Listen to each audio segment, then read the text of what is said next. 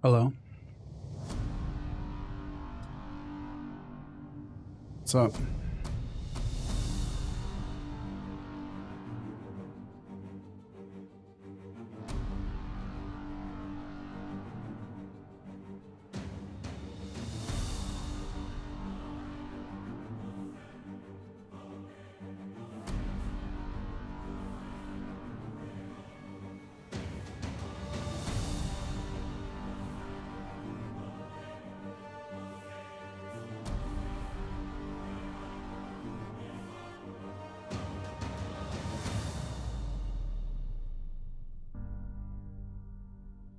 Why'd you get suspended from Twitter, Litzel?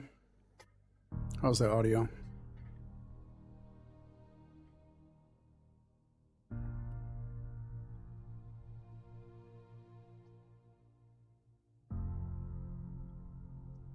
Audio's good.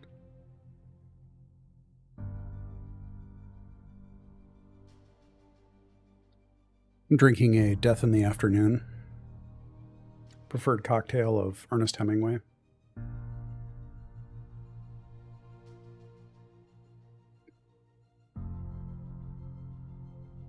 That's strong.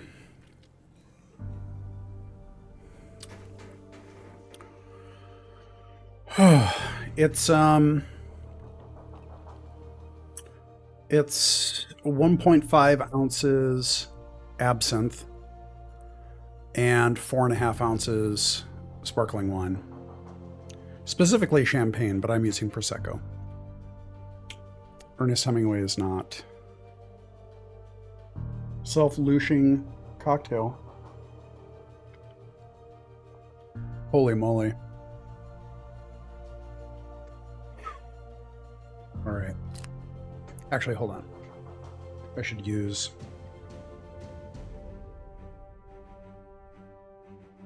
Hello, Apathy Parabellum.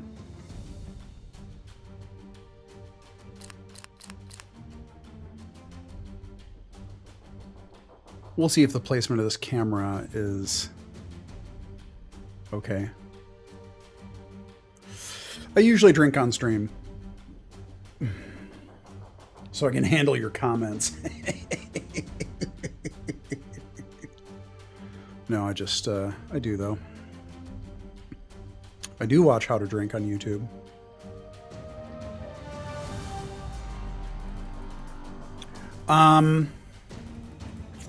This game was made by Gamera.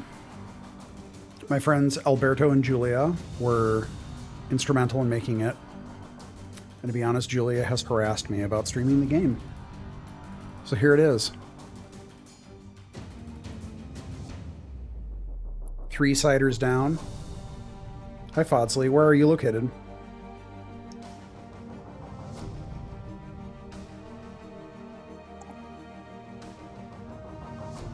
How would I pitch an Elric game to Microsoft? That's a good question. I feel like with Elric, you have a lot of cool stuff potentially. You have sorcery, you have sword stuff, you have sea things, you have dragons, you have crazy gods. It's a cool fantasy setting.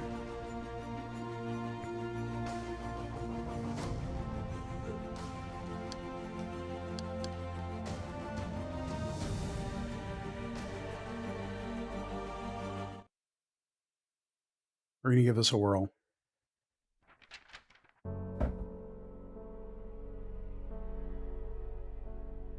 In a time before the gods went to war, before the coming of Alaloth, there were 4 great kingdoms.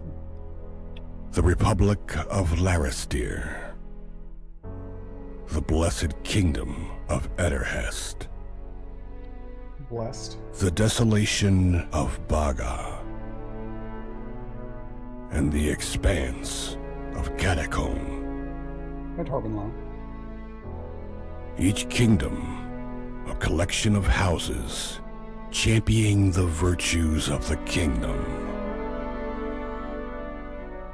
Yet this was before Alaloth and the war of the gods. Who names a kingdom Desolation? I don't know. During this pantheonic Not someone in conflict, charge of relocation, right? many gods were wounded and fell. At war's end, Alaloth, the great betrayer, stood above them all in triumph, casting his ominous shadow across the world. If I met someone and I knew that their name was mighty the Great tempests, Betrayer, spears of lightning and dark energy I wouldn't rain trust down him. upon Personally, the land. that's just me. Dragons, beasts, and other foul creatures not seen for millennia have appeared again, besieging the kingdoms with fire and death. Not good, also. These vicious creatures rage unchecked, laying waste to any and all in their That guy looks path. cute. And from the shadows, the spectral circle, worshippers of Alaloth conduct dark rites and whisper secrets designed to seed unrest, lay the faithful low, and drive allies apart, all in service to their hateful god. And they are succeeding. Sweet. Cheers to that. Where once the kingdoms stood together against all threats, they have now turned on each other, suspicious and vengeful. And the war that once consumed the gods looks as though it will soon consume the kingdoms as well. And so Bro, it I'm gonna falls consume this to a fucking few, drink. a Cheers. band of champions, and whatever allies they can gather, to find a way to bring peace to the kingdoms and end Alaloth's reign once and for all.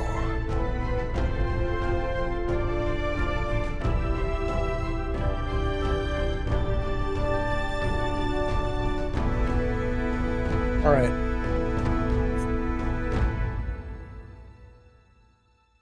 You wrote a character with the Betrayer who betrayed the bad guys. Rolling with my homies in the desolation. We're gonna do a single player. Am I a mixologist? No. Someone was asking me about, what was it? Some commemorative drink. Fuck. This was really recently. They asked me and I was like, I don't know. I don't know what I'd make.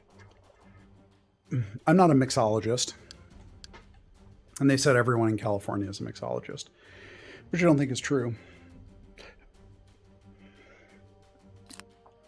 All right, we're going single player.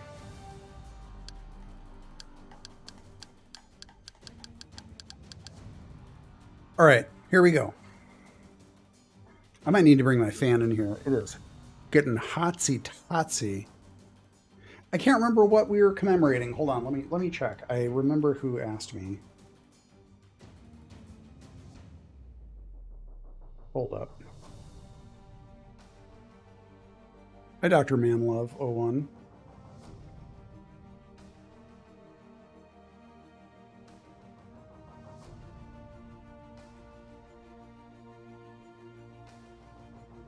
What was it? Hold on.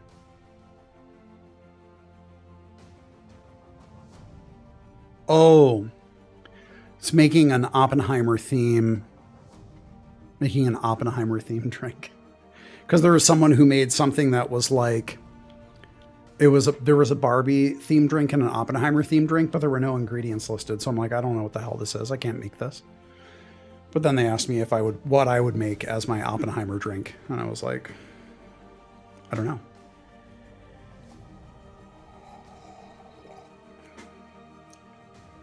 Folks,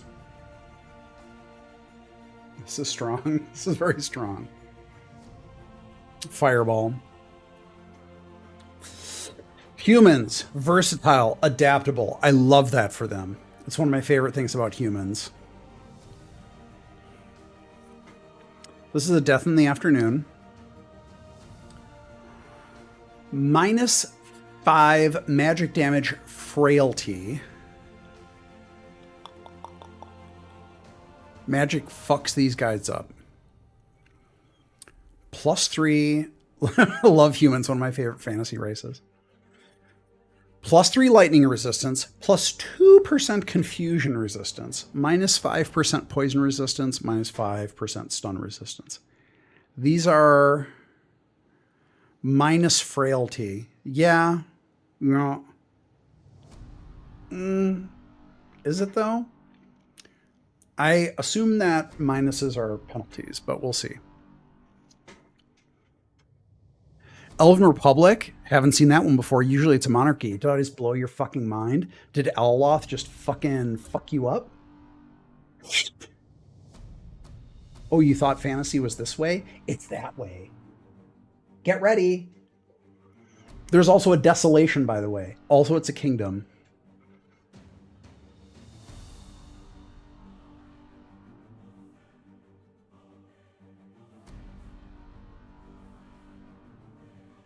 You think minus frailty is positive?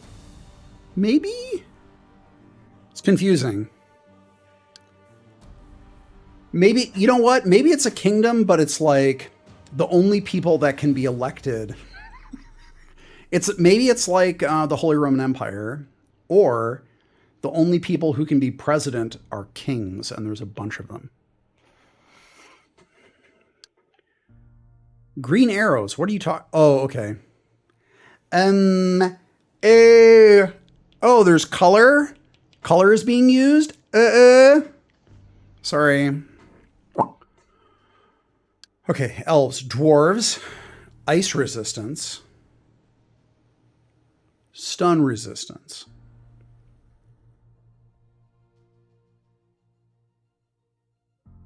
Weakness resistance.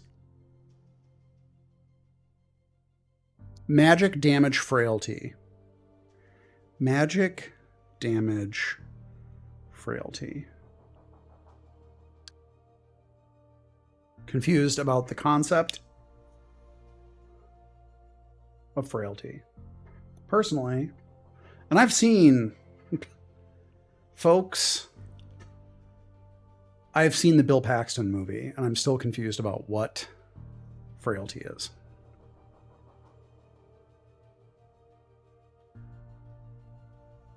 By the way, the recipe that Ernest Hemingway listed for these, he said, drink 3 to 5 of these throughout the day slowly. I will be in a fucking coma if I have that much. I think I need a fan. This is getting really hot super fast. Folks, it's July in SoCal. Okay, +5 poison resistance. +5 fire resistance, -10 ice resistance. This is clear. This is straightforward. I get it. Papa Hemingway, 16 cocktail per day. Oh yeah, in Austin, isn't it like 100 degrees or more? I don't have AC in this room. I don't have central AC. This house is old. It sucks. Servus. Es geht. Wie geht es mit dir? Cider number 4. What cider are you, Tansinator 116? It's not good. All right. Humans, elves, dwarves, orcs. I leave this to the people. I don't have a voting app or any of that thing because I put no effort into streaming. You know what? I'm going to get a fan, and I need you to tell me, should I play humans, elves, orcs, or dwarves? 36 degree Fahrenheit. That is a lot. All right, I'll be right back, folks. I got to get a fan. This is nuts.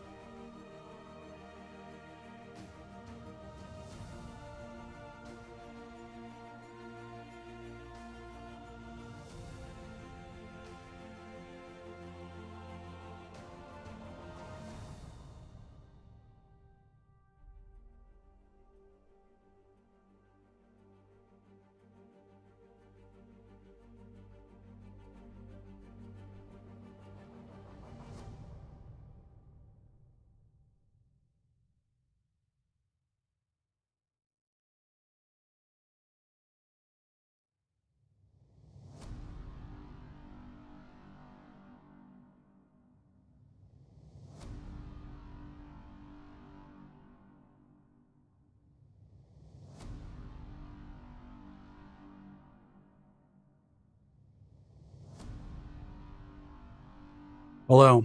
I have a fan. All right. All right, what am I going to see? What am I going to actually pay attention to? Orcs. Orcs. Never orcs. Orcs, orcs. Dwarves, dwarves, orcs, dwarves, dwarves. Orc, dwarves, orc, dwarves, dwarves, orcs. Dwarf, human, human, short kings, dwarf for drinking. Dwarfs, dwarfs, dwarfs, dwarfs, orc is man to orc, orc. Thank you, Lake Frog. Welcome. Also, Alaloth and Butt Bear Poo. Dwarf, orc, orc. Thank you, Joe Cool, 190. Welcome. Dwarfs. There's so many dwarf and orc votes. I'm going to go with a dwarf. I'm going to go with a dwarf. I don't normally play dwarves. TBQH.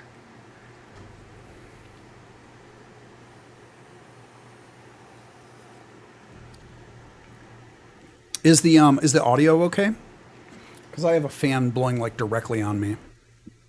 I don't have a die at this table. Oh, wait. Actually, hold on. Folks.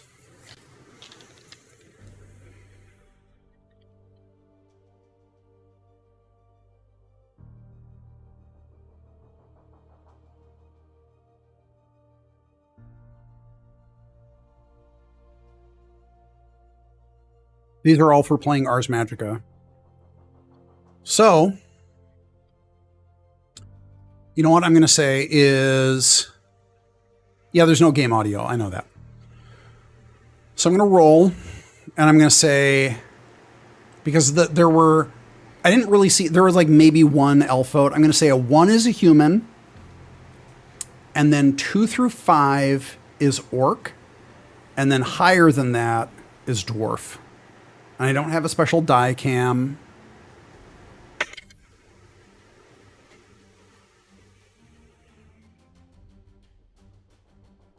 Orc. We're orcing it.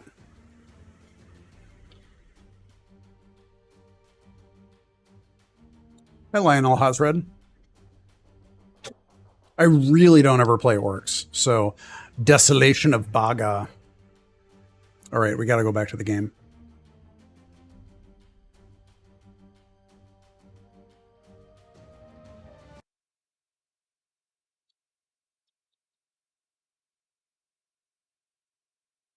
Just a moment.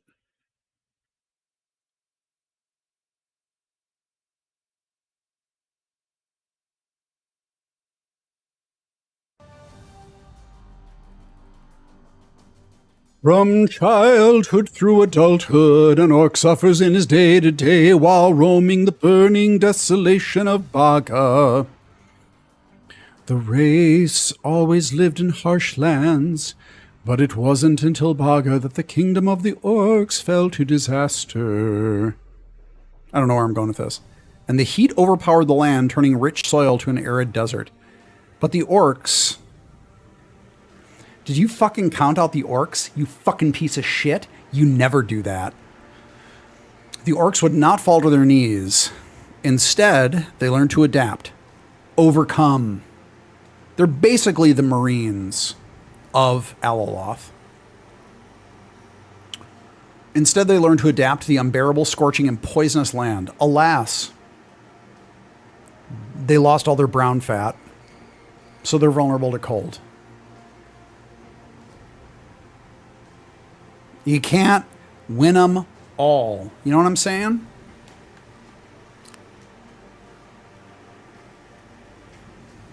Baga gets a bad rap. It's not that bad.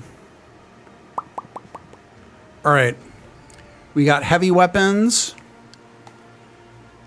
One-handed and shield. Dual wield. Pole arms.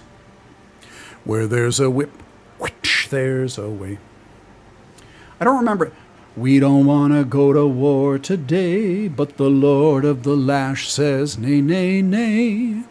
We're gonna march all day, all day, all day. Where there's a whip, there's a way. Do, do, do, do. Right? That's it. Okay, so... heavy weapons, One-handed and shield, dual wielding, pole arms. What? What are we thinking, folks? Lay it on me.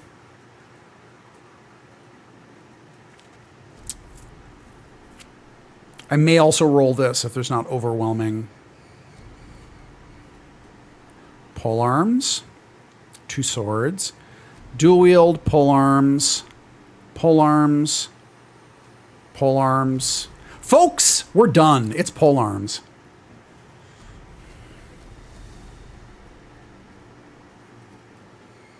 Orc with a billhook.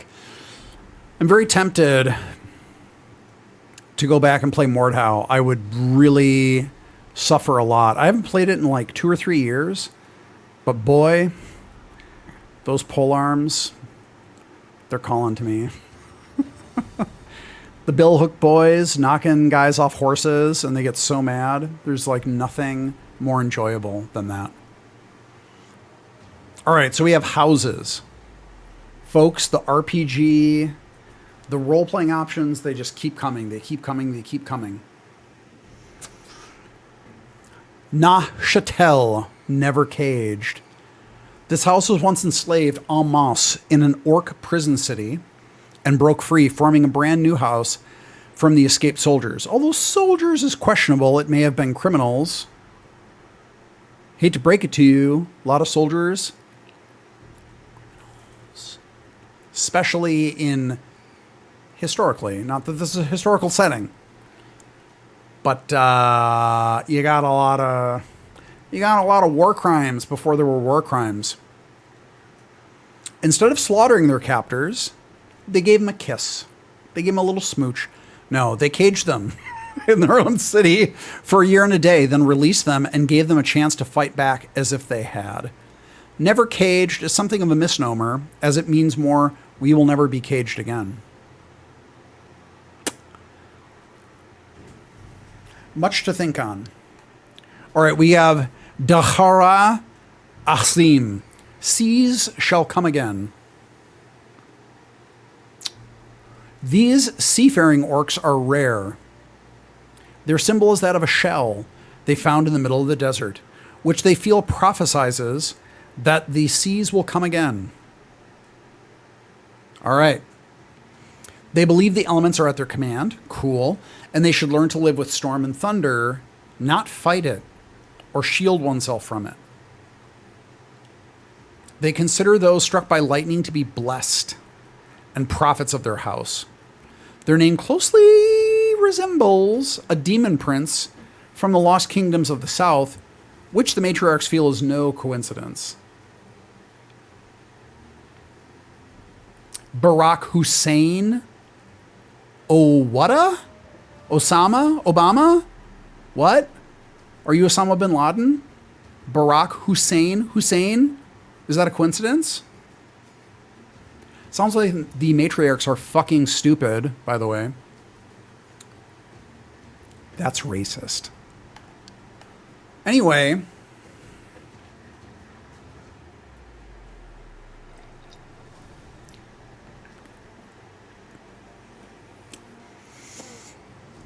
Tared. Brothers in war.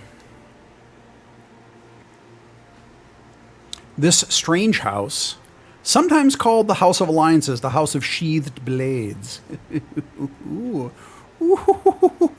brokers many orc treaties, and they are the ones who advocate that in war and conflict, all orcs are as one. I like this.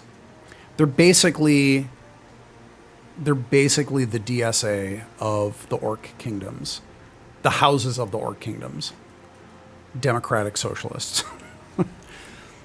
All orcs are as one. They also secretly believe this bonds them to the other races as well. Intersectionality. I am leaning towards these guys, okay? Although this is not a popular view amongst the orc people, so this is not widely discussed. Okay. We're not done. Did you think we were done with these houses? They keep coming.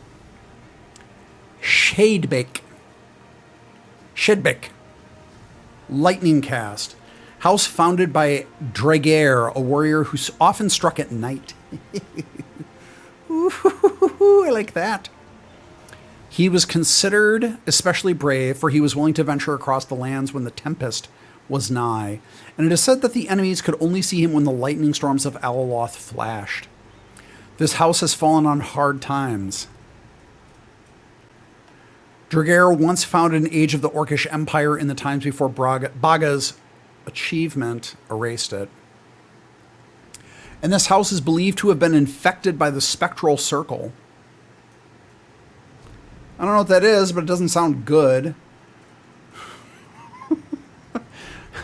Infected by, I'm like, okay, an infection. Did they get measles? No, it's the spectral circle. I don't know what it is. Doesn't sound good, right?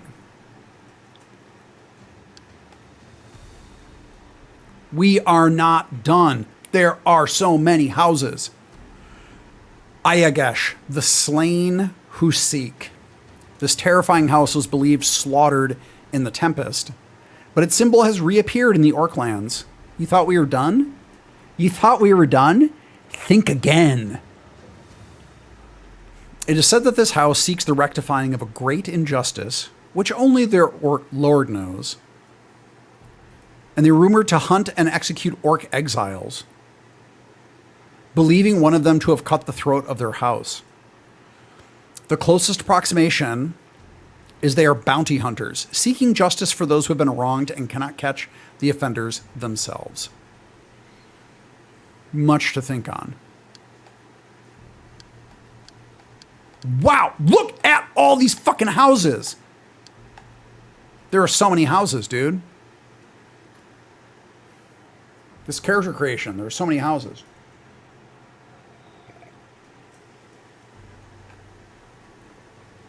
Holy freaking crap, Lois. Let's do DSA house. All right, I'm not done. I'm not gonna power through these, but I'm gonna go a little more briskly. Karen Red. I want to know how to pronounce that apostrophe. Only victory. Winners only post W's, thank you. This house believes in victory at any cost. That's right, fuckers. And it's the closest, the most Machiavellian house in the Orc Kingdoms. Seek to gain victory and dominance at any cost. Rumored to be achieved even at the disrespect of Orc traditions and laws, because they're for other people. Am I right? Right? All right. Besheba. Mother's Wrath. Mother! I was playing Diablo 4, and there's something... God, what is it? There's something with... I don't know if they're cultists or something, but there's like, Mother's chosen. Mother! And every time I encountered them, I would just, in a high-pitched voice, say, Mother! Mother, they're coming to kill Diablo. That's not true. They're coming to kill Lilith. They're coming to kill Mother. Anyway, Mother's Wrath. The motto of this house applies not only to the Orc custom of fearing one matriarch, but also literally. House Besheba was the first house led temporarily by a matriarch who led the Orc army to victory when her son fell in battle. Interesting, okay. Baelgrin. Iron in hand, iron in heart. It's my favorite Morrissey song. Just a little Morrissey, a little Moz joke for the Morrissey enjoyers out there. This house embodies strength of character and demands excellence of discipline and character to be equivalent to that of the blades they carry.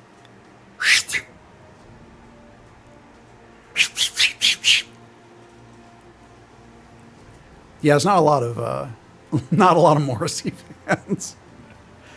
It's got some takes, one would say. Diminished or disgraced house members often are not allowed to carry weapons of great quality until they atone, although some of these are so shamed they exile themselves, joining the criminals outside of Orc settlements.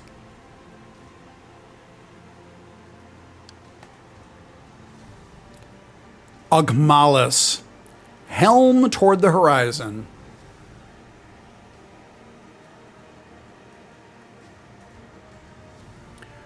It's an orc phrase meaning future looking. I figured that out. Okay. I got it. These are the philosophers and teachers of the orcs, both for combat and for maintaining culture. They are no less warlike than the rest. That's racist. But the closest interpretation would be more warrior monks. All right, I just said I would become a warrior monk, so maybe.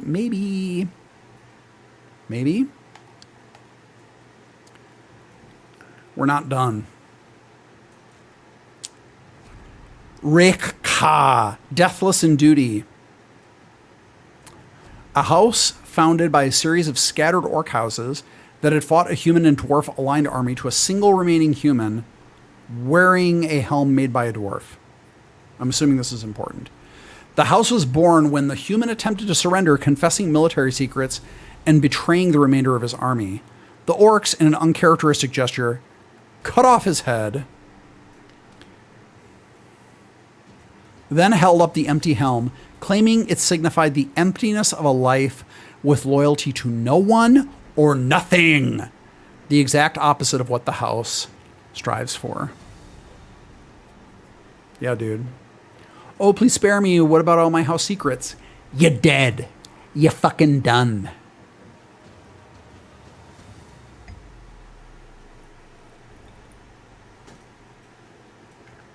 We're done. All right, so there are a lot of houses. We're going to go through them. We're going to try. There are a lot of them. Never caged. These are ex-prisoners. Don't vote until the end. If you start voting now, I'm not going to do anything, but I'm going to be aggravated. Never caged.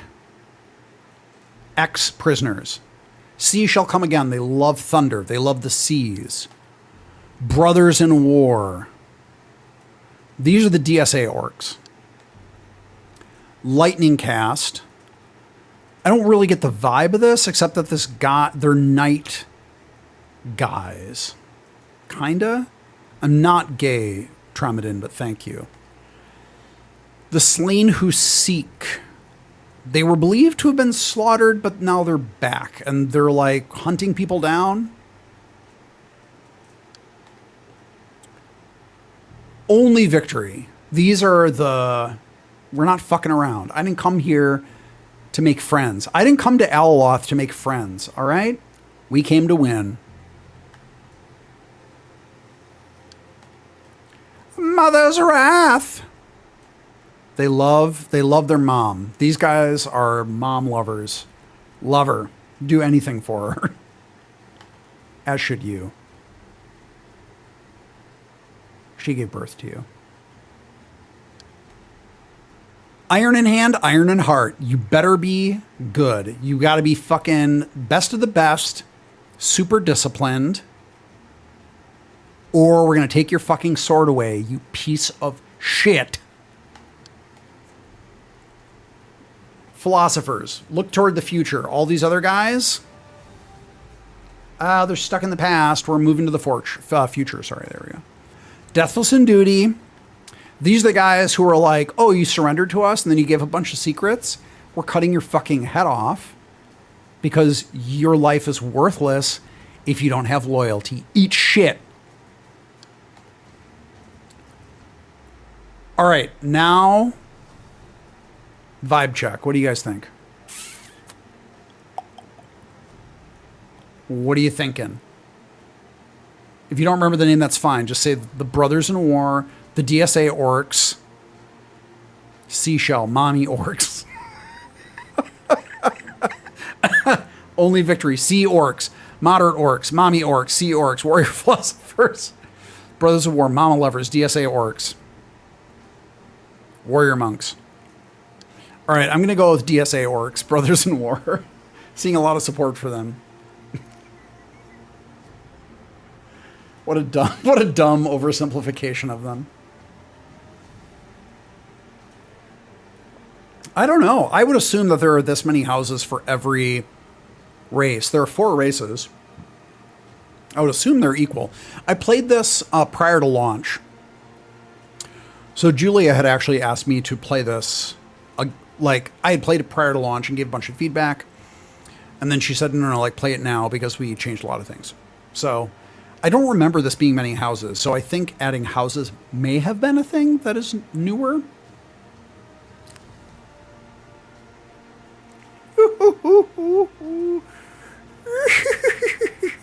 Mother!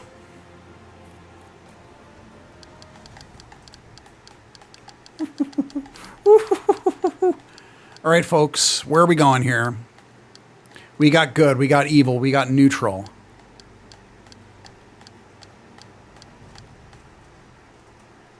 Good. It implies altruism, respect for life, and a concern for the dignity of sentient beings. Good characters make personal sacrifices to help others. Think about it. Evil. Evil implies harming, oppressing, and killing others. Some evil creatures simply have no compassion for others and kill, without qualms. Hi, Schalt. Centrist DSA member with just a few concerns. I just have a few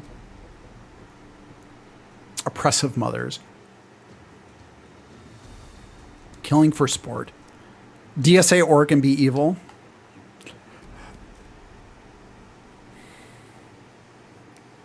This is so strong, dude. It's fucking crazy.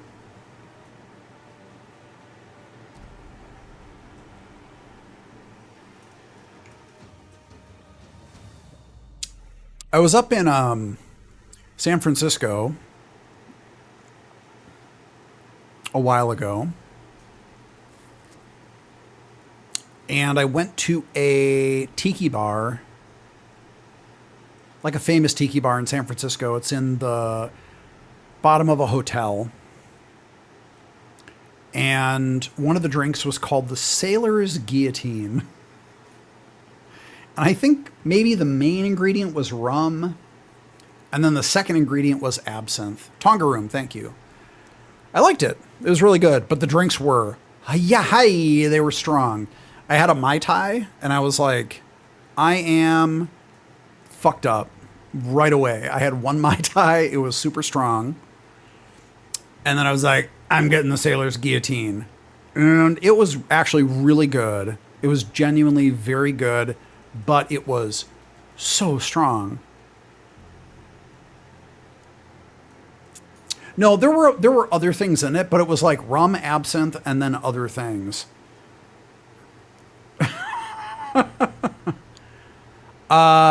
Did I think about putting alignment in pillars? No, never. I never wanted alignment. Alignment is a very D&D thing. Some people like it. I really don't. Yeah, I had to have help. I had to have help walking out of the Tonga Room. Because you walk out of the Tonga Room and there's like a super steep hill. So the Tonga Room is in the bottom of a hotel in San Francisco. And then you come out and there's San Francisco. So there's a hill like this. And I had to go to a car. And I was like, I can't get across the street. It was rough.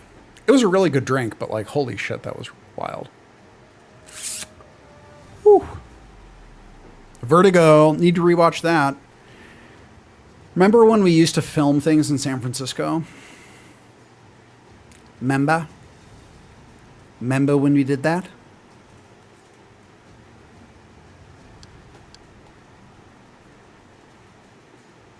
All right, you know what I'm going to do? So no one cares. So I'm going to roll a die. 1 through 3. Good. 4 through 6. Or sorry, 4 through 6. Neutral.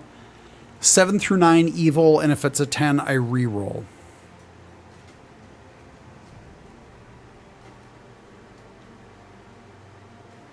Oh, they had Vertigo at downtown LA? Nice.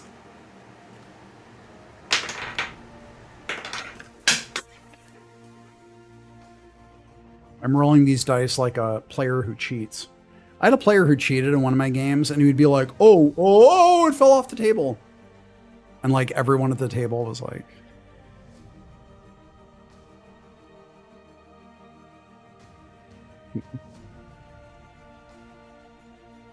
game with honor. 3.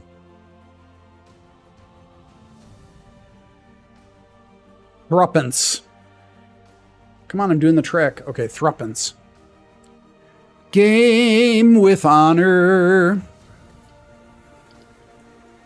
Game with honor. It's the only way to game. A second 3. What are the odds?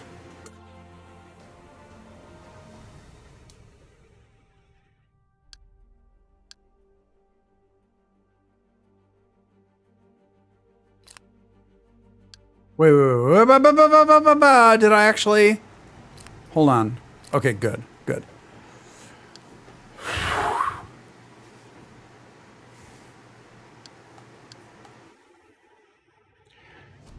That would be Pendragon. There's a group that I played with. So I played with an Ars Magica group, and most of the people in that group also played through the entire Great Pendragon cycle, which that's impressive. They played Pendragon, they played through the whole Pendragon cycle. I'm interested in it,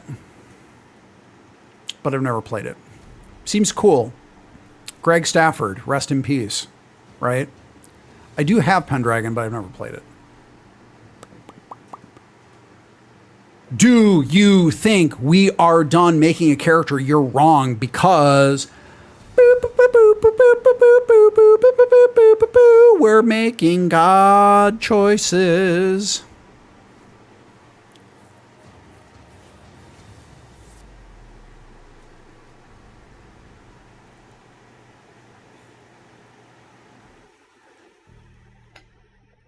All right, folks, we're picking gods. Boob lady, calm down.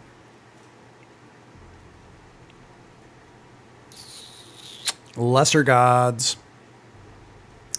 So we got Loron, lesser god of the tides, plus 25 maximum weight, plus 3% map speed. Lesser god of the tides, patron of sailors and pirates. Those whomst pray to him pray for clear water, calm waves, and a plentiful haul. Sexy baby, goddess of beauty. Minus 100 max health. Gee whiz. Holy moly, calm down. I don't know how much health I have, but minus 100? That sounds bad. But then again, it sounds like a fixed value. Hurts to be horny. Goddess of beauty and passion. A lesser goddess that is not widely prayed to, oversees the beauty of body and soul. Because if you're Platonic, if you believe in Plato, is it Plato or Aristotle? I think it was Plato, equated physical beauty with moral beauty. Grow up, dude. Plato, thank you. Pretty sure. Lesser goddess that is not widely prayed to. Yeah, I don't like being beautiful. I don't believe this lore. Wait, what? Apathy Parabellum? What's going on? Plato was famously ugly, true. It might have been someone pretending Plato said that. Yeah, like everything that we have from Plato. Oh, dude, bro, Plato said this. Really? Like Aristotle said it? Get fucking real. Plato said it. I know. Plato said that. Socrates said that. He totally said that. These Greek guys, they actually existed and they actually said these things. They're real and they really said it. Sorry. Okay. Sexy baby. So we have plus 10% confusion chance, minus 100. Yakov Smirnov said it. Minus 100 max health. Don't we only have works of Plato because of Socrates? Yeah. Ulher. Ligma. What did Ligma say about physical appearance and moral purity? Oh, you're right, Liebermannen. Lesser god of fertility, plus 30% gold. Lesser god of fertility in marriage. Beauty, fertility, and marriage. Okay.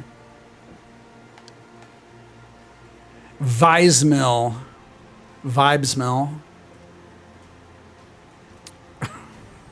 Plus 8% critical chance against undead. Minus 100 max health. That sounds bad. I don't know what the scale is, but that sounds bad. Thank you, great Harambino. The light of peace. Embodiment of light of reason and forward thinking. This might be a choice for the DSA faction.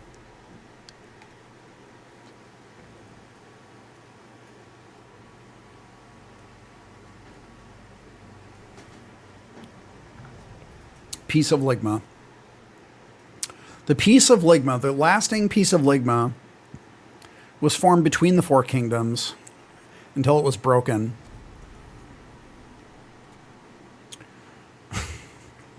Marika, the Orc's Blade. Woo-hoo-hoo-hoo-hoo.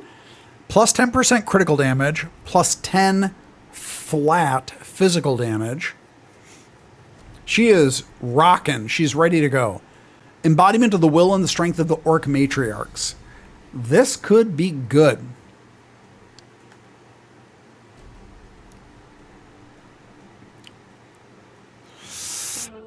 Allfather. The never-ending battle. 200 max health. Plus 50% max, or plus 50 flat maximum stamina. The Allfather is the first and father of all gods. He was born from chaos, conflict giving consciousness and purpose. He was believed slain during the Pantheonic War, but he didn't. He's got 2 orbs. Let's get real. Bingle. That's not a real name. Bingle. Dingle. Dingle the berry. I'm not. I'm reaching here.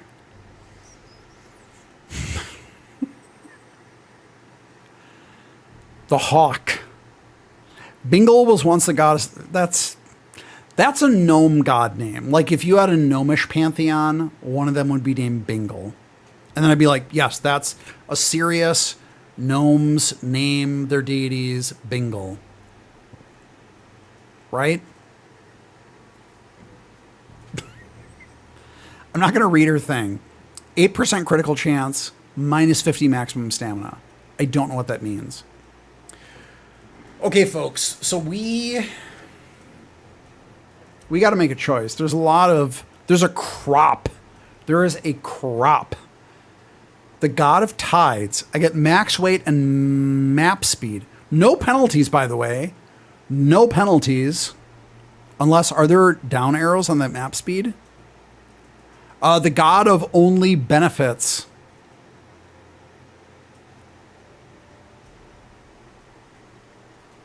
The God of I win. The God of I just do better than all of you. Pure cream. The God of cream. Totem. Confusion chance. I bet I don't want to be confused, but minus 100 max health. Women be haulin'. Lauren be haulin'. Ulhair, 30% gold.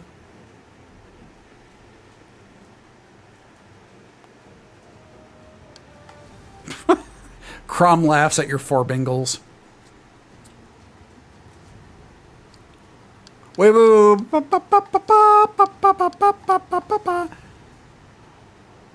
Confusion chance for enemies that attack you. You know what? Hoorah. 4 bingles on the edge of a cliff. Folks, Lindsay Laney is here. Lindsay Laney is here with her trademark wit. 4 Bingals on the edge of a cliff, indeed. Thank you, Lindsay. Plus 10 critical damage, plus 10 physical damage. Wait, did I skip? We got this lady who's forward thinking. This could be the DSA goddess. Critical chance against undead. By the way, I will say, so there was recently a thing. There are those DSA jackets that are like faux, like red satin with big, like the DSA butt on it. And I was like, those are actually kind of cool. But then I realized as long as I live in Orange County, if I wore one, I would be actually beaten to death. They're nice jackets, though. Anyway, the Light of Peace, 8% critical, minus 100 health. Yeah. This is looking fierce. Critical damage, physical damage, magic for damage, frailty. Magic damage, frailty, I don't care. DSA is Democratic Socialists of America. Is DSA considered a terror group? No.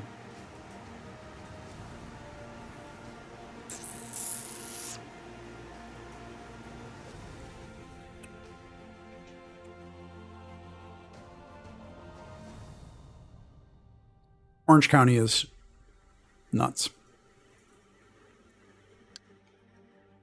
200 max health. The 20% skill cooldown doesn't sound good. That is a lot. It's percent versus fixed. Percent versus fixed. I don't think so. I don't like that. I've lived in Orange County for 22 of the 24 years I've lived in California, which is crazy. Bingo. Critical chance, maximum stamina.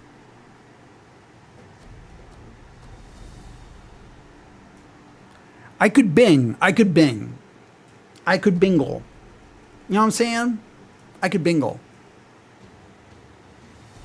Would I say it's my favorite county? I would not say that.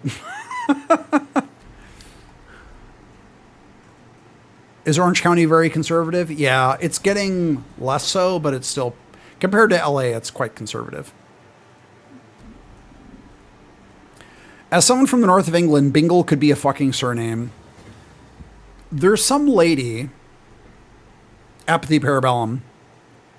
There's a young woman. She is a white lady.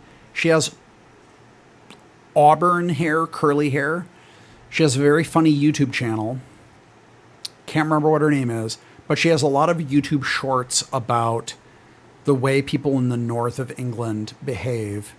And one of them is about taking a train anywhere. And all of the names are extremely funny. But they sound like they could be actual names, because when I went on the Underground, I'm sorry to say this, I was laughing out loud because those names are very funny. Like, they're really, truly funny and silly. I know that we have a lot of funny names too. But you grew up in a village called Wombwell? What? Cockfosters, Cockermouth, Brands Hatch. Very funny names. Riding on the London Underground is very funny. It's just funny. It's a wonderful city.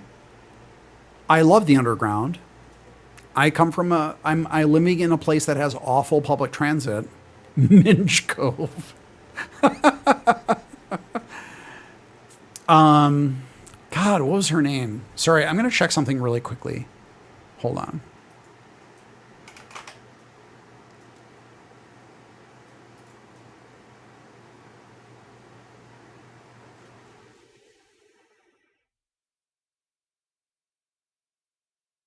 It'll be just a moment. I just have to find and share.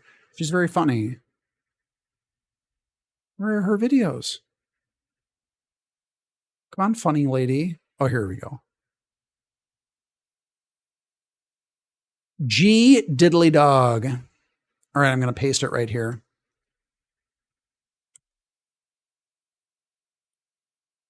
I thought Borrier, I thought that was in Austria, and I thought they renamed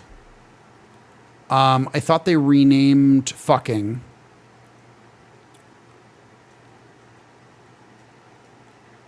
I thought they renamed it because people kept stealing the signs, right? I thought it was Austria too.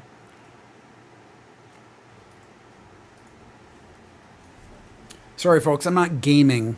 I'm sorry I'm not gaming enough. By the way, I appreciate... Yeah, bod fucking... Is it bod fucking? Fugging. Fugging. I mean, I guess technically that's better.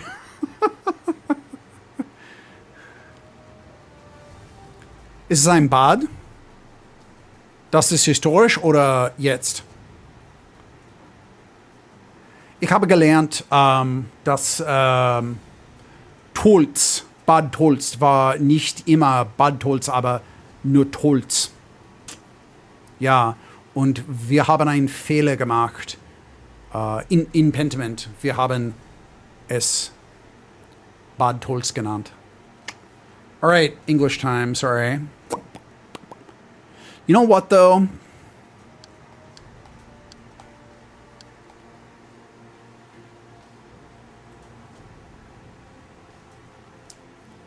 I don't know any Swedish. Actually, I know slut. I know end because it's funny. Bis 2021 heißt es fucking jetzt ist fugging. Ja. Schade.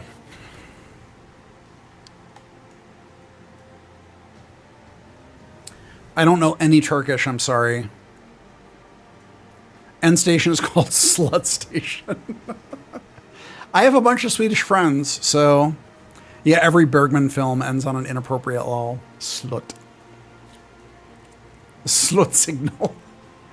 I did see something, yeah, slut spurt.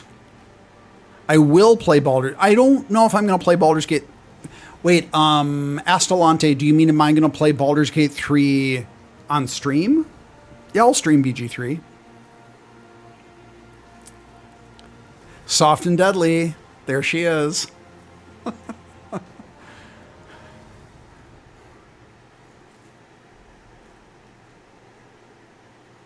Hi, 1 rupee.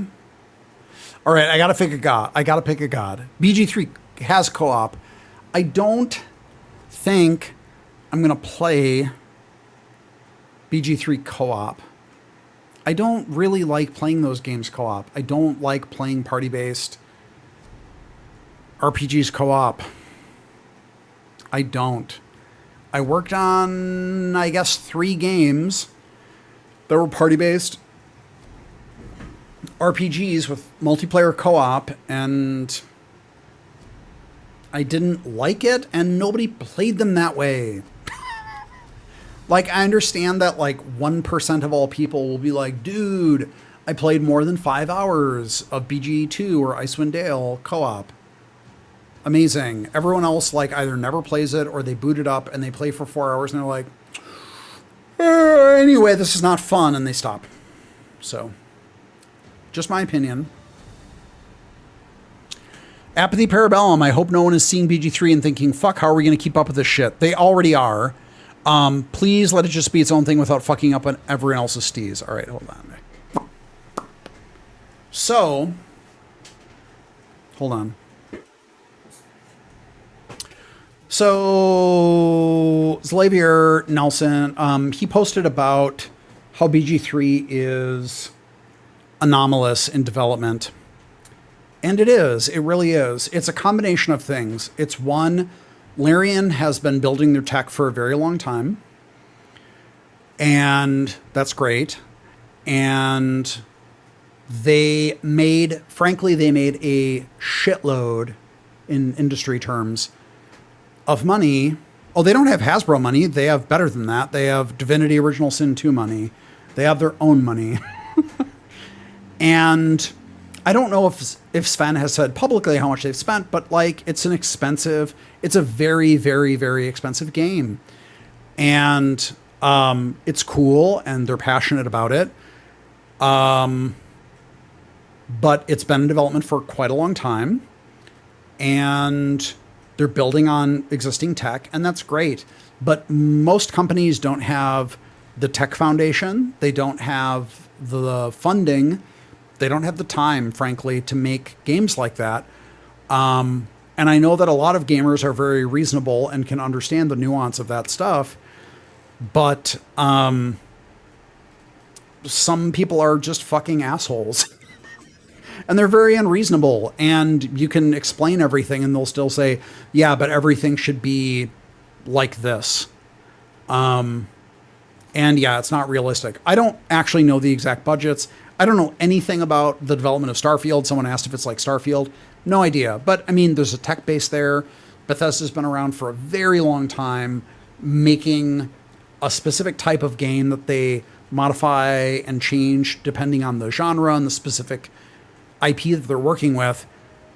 But like, yeah, expecting every RPG to come out to be like BG3 in terms of scope or in terms of polish is just not, it is not reasonable. And I will say it's not reasonable.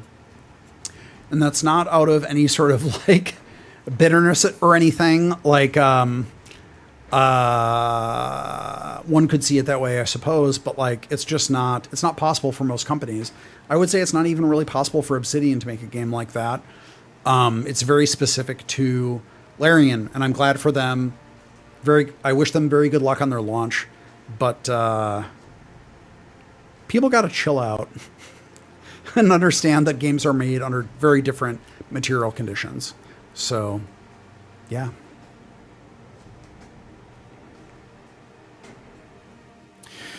Lidsel, a friend of mine, was saying that she fears for her ex-coworkers who are planning to release a CRPG in 2024 because those expectations are going to be crazy. Yeah, it's rough.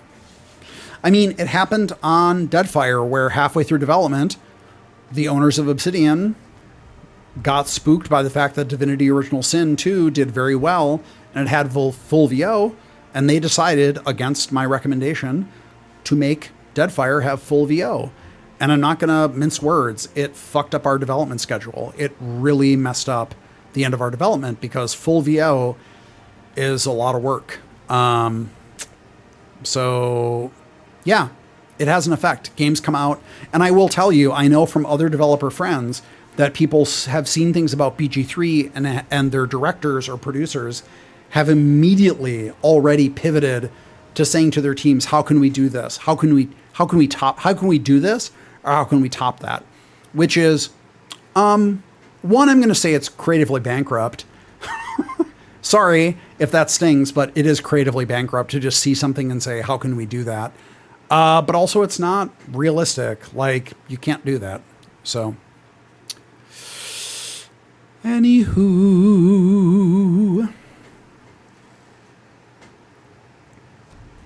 You know what? I got to pick a god and actually play the game.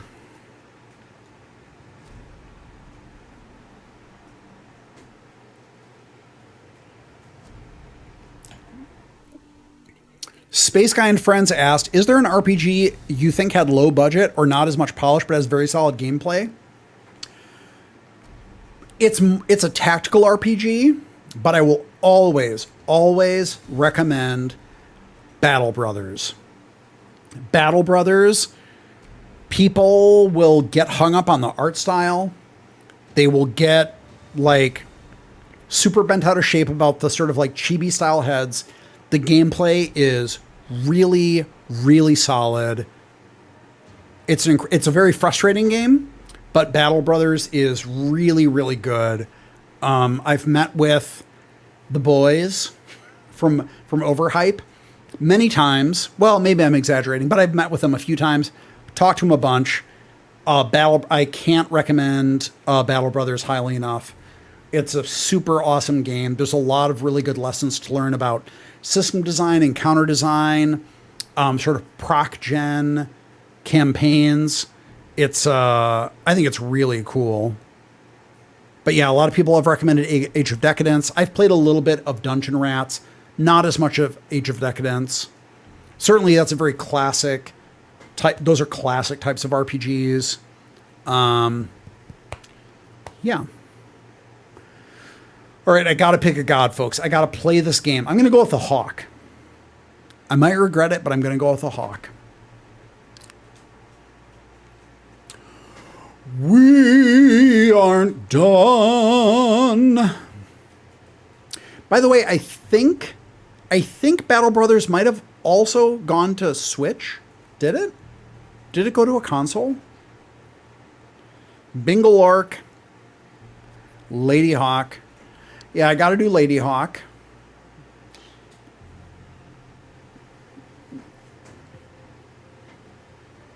Will this never end? Switch? Yeah. You know, it's weird because I remember talking to, maybe it was Jan at Overhype, and I think he said something about like, oh, this could never be on a console. And I think, if I recall correctly, I was like, you sure about that? You sure about that? Because it feels like it would actually be a lot of fun on a console. Imho. Just one moment.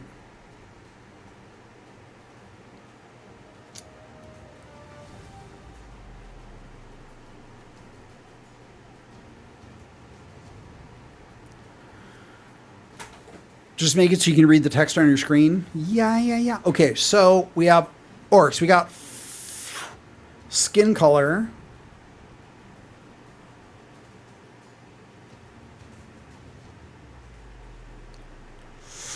Soft and deadly problem. Trouble. Problem. Problem with singing and chatting and drinking. Troubles. Problems.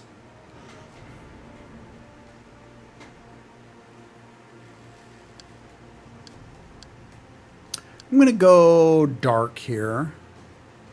The Secret Zone Wiener Dog is, I was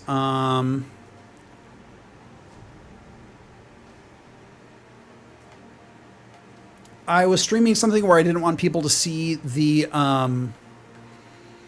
URL because it was a private server, and I overlaid the Secret Zone, and then I just kept it because I like Wiener Dogs. Hello, Infinitron. You arrived just as people are talking about Dungeon Rats and Age of Decadence.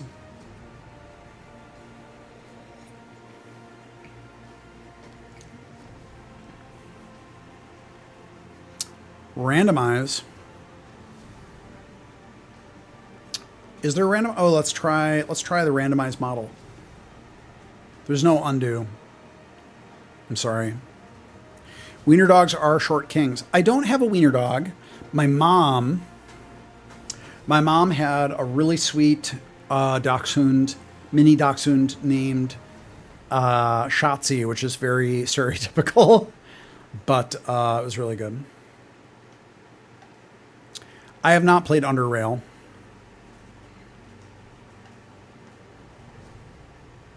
Don't know about that hairstyle. Shotzi. Norm Macdonald loved wiener dogs? I didn't know that.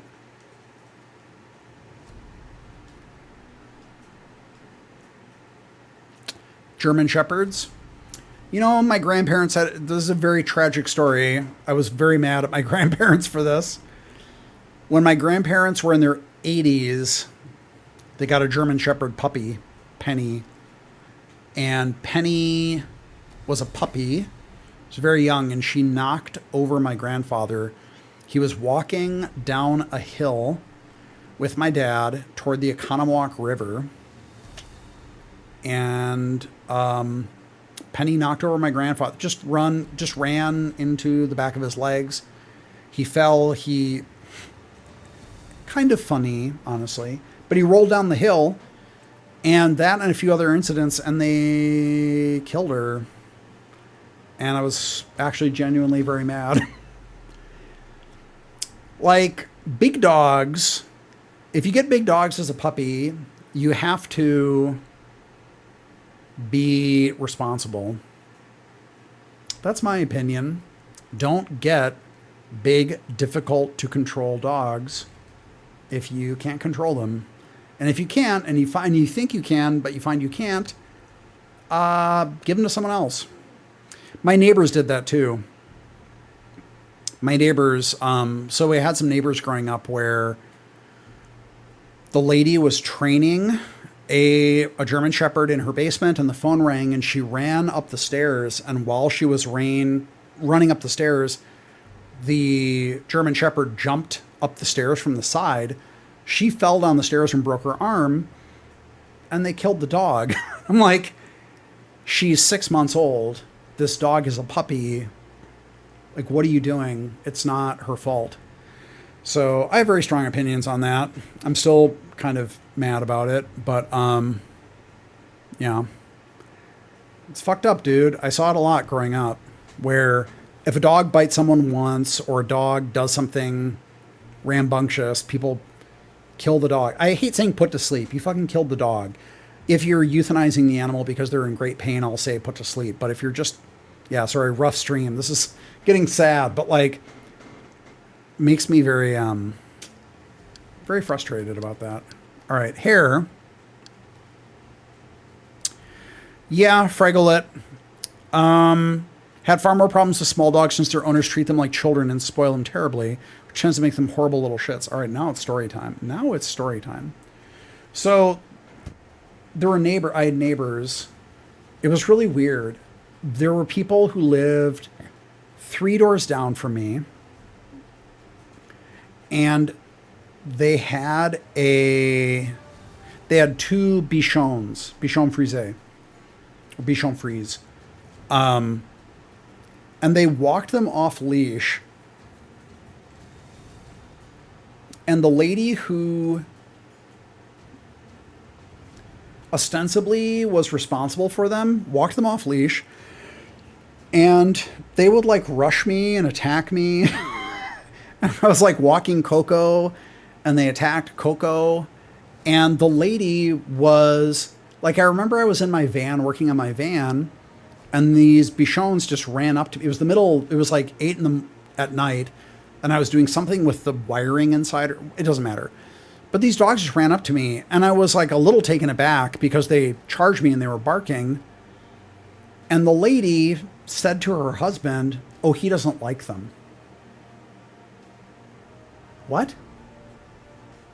I have no problem with them. I have a problem with you walking them off leash and letting them charge everyone in the neighborhood. What? And then, yeah, one time I was walking Coco.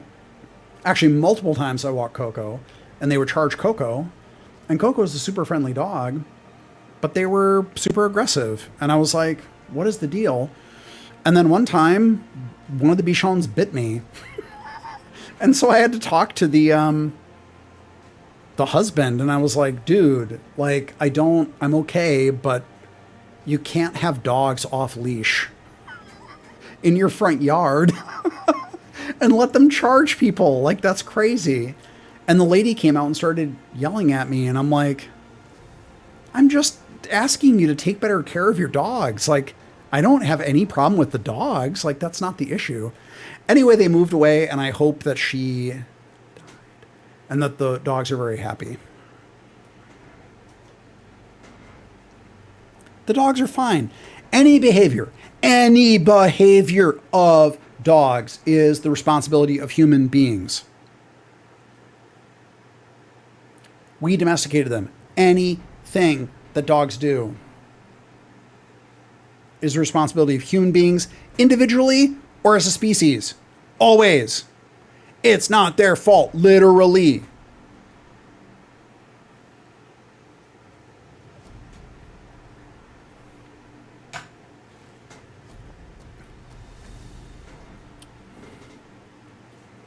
Anyway,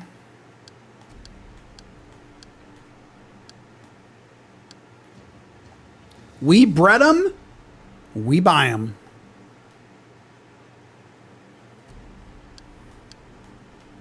All right. I don't want to go bald.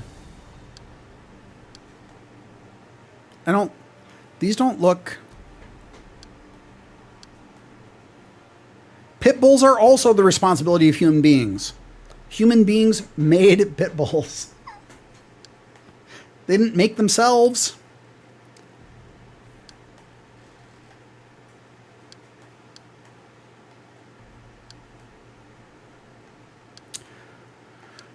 go, we're in another world, another time. I'm going to go with the bun. I'm going to go, well, maybe not, now that I see the front. I don't know if I like that look.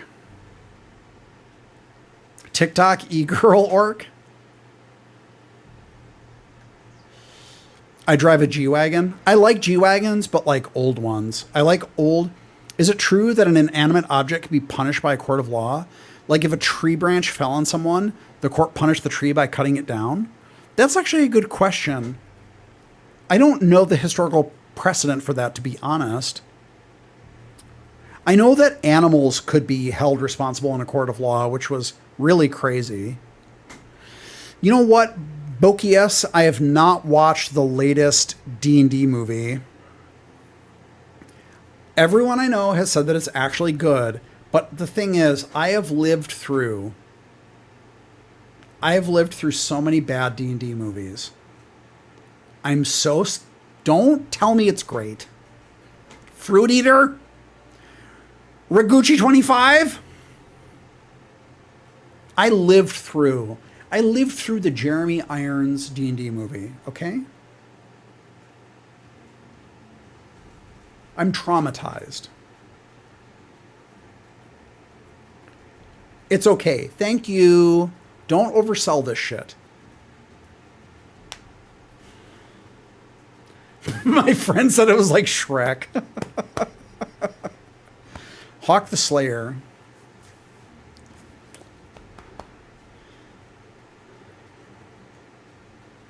The cartoon was good. I have fond nostalgic memories for the cartoon. It does have inventive use of magic. You know what, though? I saw... Dude, Mexquizzy, wait, lived through? Did you mean had the privilege to witness? I am not joking. Black Isle went to see the Dungeons and Dragons movie when it came out. Was that 2000 or 2001? We went to see that movie as a group, and I swear to the God I don't believe in that we walked out of that movie ashamed to be working on a D&D game.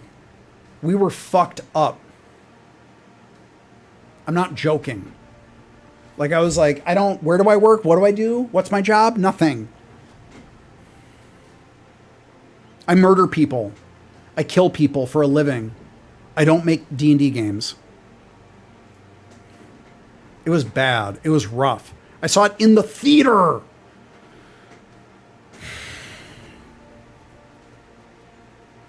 Never ashamed of D&D in my life. Love playing role-playing games. Love tabletop role-playing games. Anyone that talks down on them, fuck you, eat shit, die. The D&D movie fucked me up.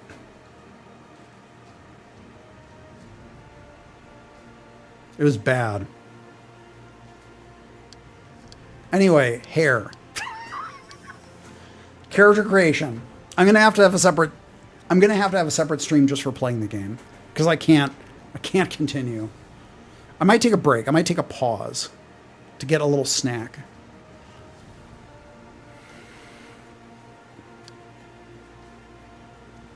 The renaissance of D&D. Isn't Warhammer big in the UK? Did I make that up? Is Warhammer big in the UK? Is it?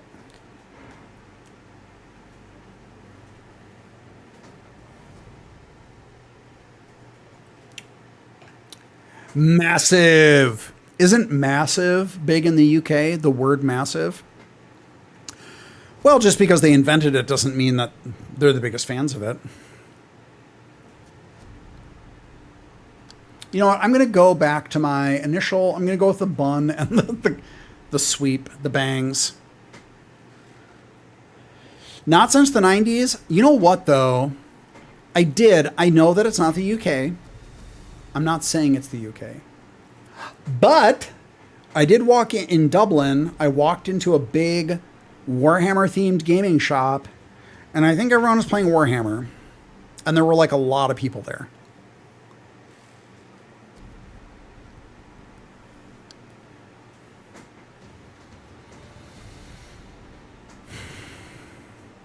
The Isles. It's popular in the Isles. Gamer World. I think you're right. I think it was Gamer World. Wait, did I not have a color option here? Hair, head. Head. Oh, okay, here we go. I want to be fierce. I can't quite see the age here. I'm older. I've seen some shit.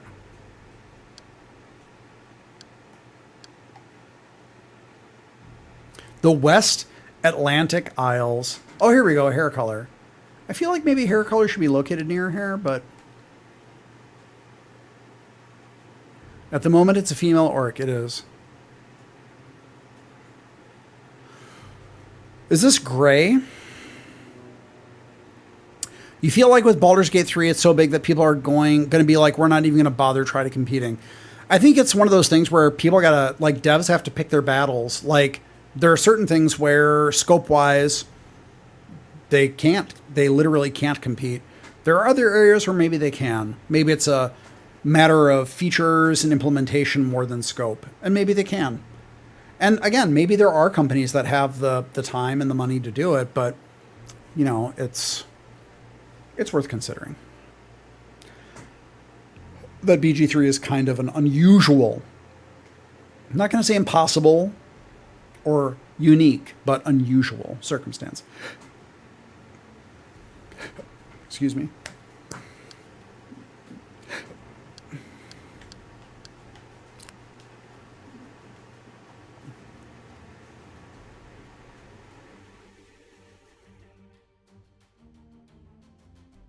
$170 hours of cutscenes. Feel like the Pathfinder games from Owlcat compete successfully except for graphical quality wise. Yeah, I mean, but then again, like those games came out before. Well, and we have Rogue Trader now, right? And I haven't seen.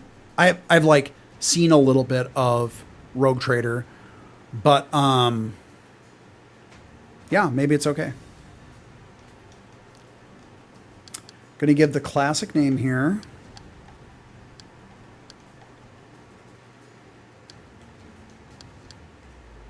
I think the other thing, too, to keep in mind when it comes to things like scope, there are a lot of people online who are stupid shitheads and completely disingenuous. And they don't talk about things from the perspective of even what they genuinely like, but because they're like locked in this brain dead kind of like war with people. Like they love their studio or they love their console, and they don't genuinely evaluate things with any attempt at objectivity. They're just trolling and being shitheads all the time. And okay. Yeah, Solasta. A lot of people like Solasta. If the only Kubik Skull, sorry. I mean, if the only takeaway devs take from BG3 is we need 3 to 10 times our budget to compete, that's just not possible. Yeah, that's ridiculous. Yeah.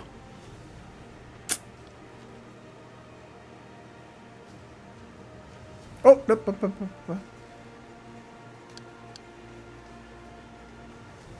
done. Here we go. The other kingdoms simply refer to that kingdom as the Orc homeland. That's because the name of the kingdom keeps shifting. It's the desolation. Based on the actions of what is perceived as their greatest heroes. 600-pound IMAX reel. It tends to shift every generation, like the shifting sands of the kingdom itself. The desolation of Baga was formerly known as the Gates of Ardor when the tempest swept the land. That sounds nicer by the name than of Baga the desolation sought to of enter Baga. the Valley of Storms to defeat Alaloth and claim it for his own. Whatever his intention, the region around the breach became tainted, and a second storm swept out from the breach, blanketing the land and killing the vegetation. It is rumored that Baga himself never reached the Promised Valley, but was cast back into his homeland and was swallowed by the splintering earth.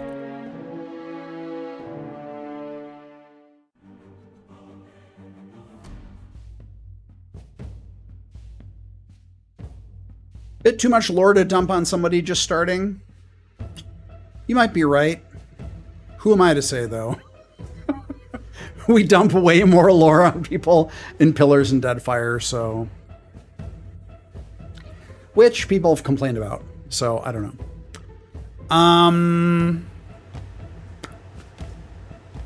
All right, I'm going to take a brief break. I need to eat something real quickly. I'm just going to fucking mow it down, and then we're going to actually play this game, which I know is hard to believe. We're going to do it.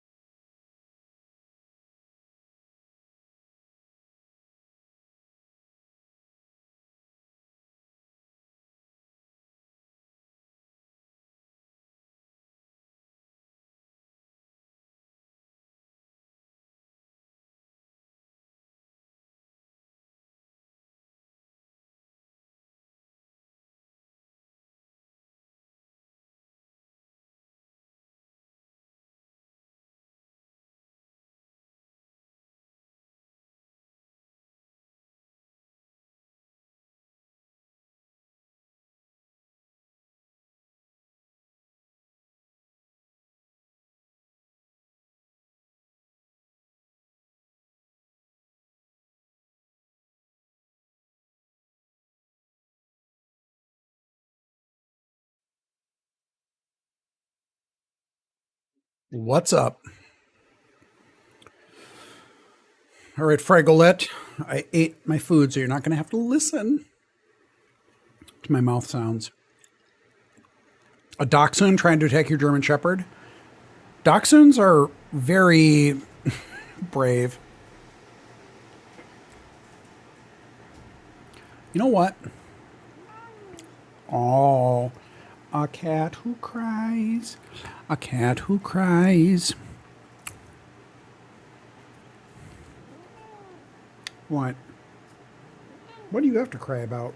What a life. No.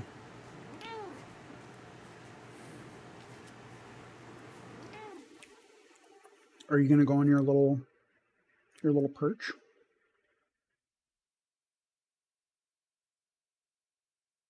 It's different mouth sounds. Dachshund. Dachshund. It's weird because Dachshund is not even what Germans call them. They call them Dachels.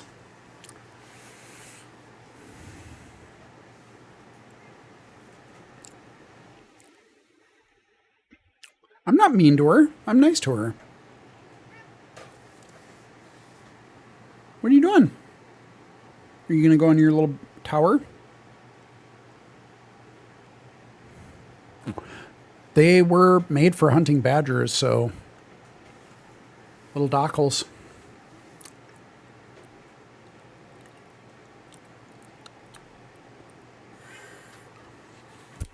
Hi, Jules.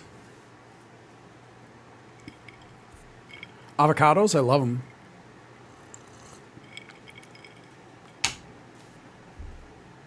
Sesame, are you going to go in your little tower? And I can turn on the camera for everybody. What are you doing to my tower?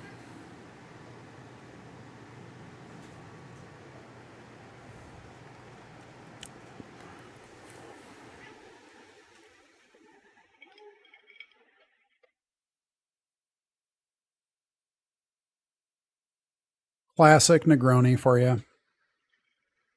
Teckles. Interesting. Who's we? Is that Bavarians? Soft and deadly. You don't like those Negronis, do you?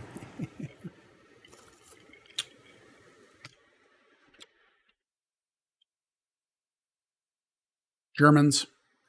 I've heard them called Dachels. I've never heard them called Teckles. Personally, excuse me.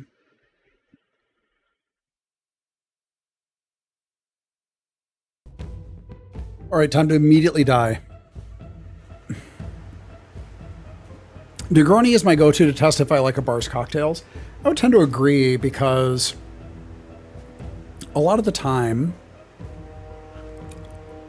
in LA when I ask for Negronis, people are like, ugh, which is usually either they don't have Campari, kind of understandable, or they don't have vermouth, which is weird. Not having vermouth seems kind of weird for a bar, but I don't know. Then I learned that most bars, people just order like rum and cokes, basically. So I'm just being a dipshit. All right, here we go. Dular. Look who decided to show up for practice. I'm not going to do an orc voice. I guess that soft bed and all those warm meals are taking their toll on you. Fear you'll lose your touch. I have a polearm. Expensive scotch. I can't get into scotch. I can't. How do you misinterpret a French 75? That seems really straightforward. All right, shall we begin? Exercise those muscles, go over the basics so that next time you face an opponent, you won't forget your training. It's hard to get a dry martini. Oh shit. Oh my god, oh my god, oh my god.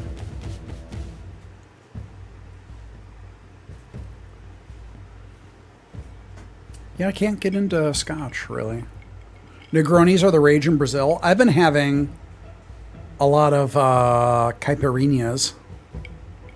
Quebecois 75.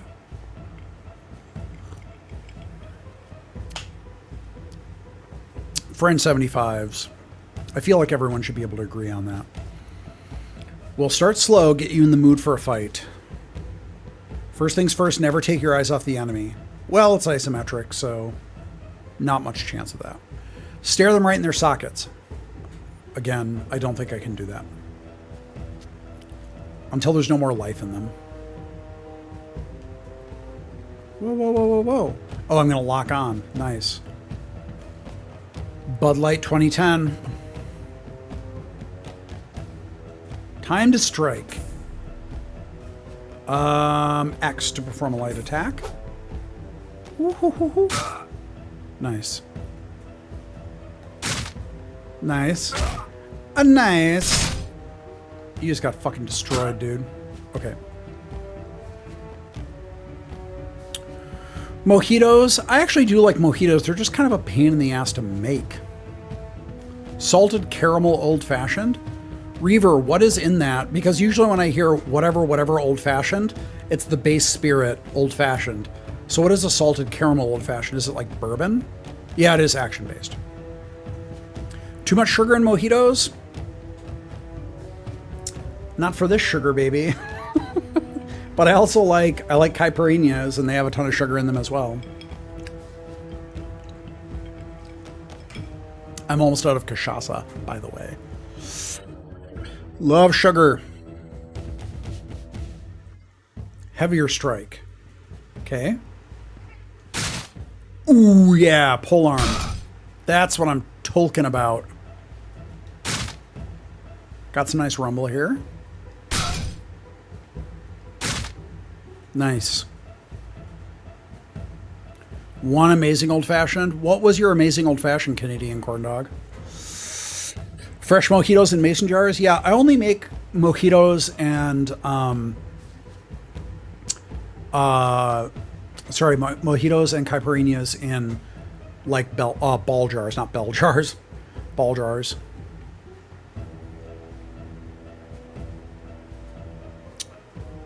Good barrel cachaça is great. Gets you drunk immediately, though.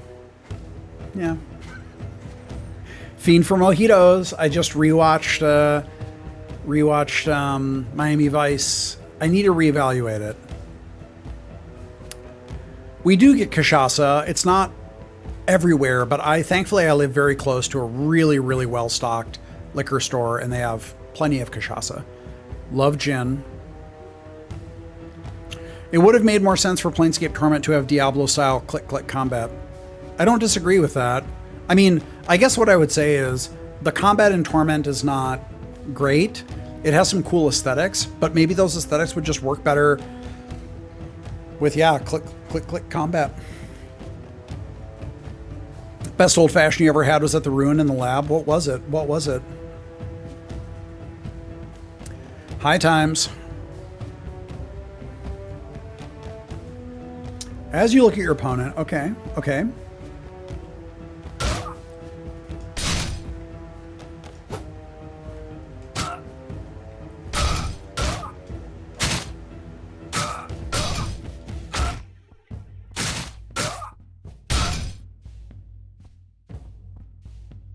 Attack enemies with depleted poise to deal increased damage.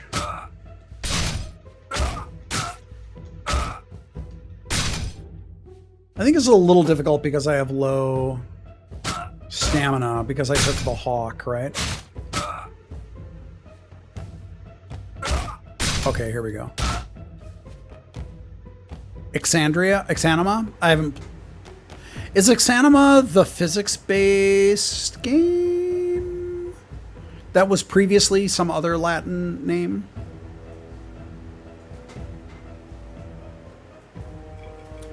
Yeah, what was it originally called? I can't remember the name. You know what? I played Jagged Alliance 2. I don't remember much of it because it played a while ago. I didn't play Jagged Alliance 1. I saw the third one came out and I saw it's getting pretty good reviews. I was thinking of possibly streaming that. Sui Generis. Yes, thank you, Infinitron.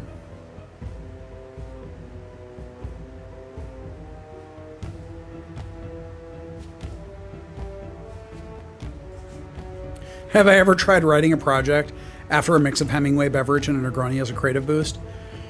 There was one conversation. God, I wish I could remember what it was. There was one conversation I did write for Pentiment toward the end where it was like late at night and I was writing at home and I was honestly pretty drunk. And I remember thinking, I should remember that I wrote this really drunk.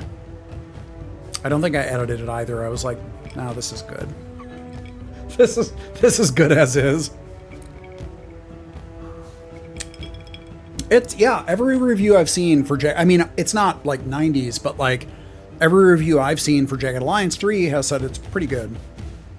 The harder you hit, the more they will stumble. Okay. Now, it's not all about the action. Seems kind of like it is, but all right. But it's also about reaching your opponent or running away. How about you give me some laps?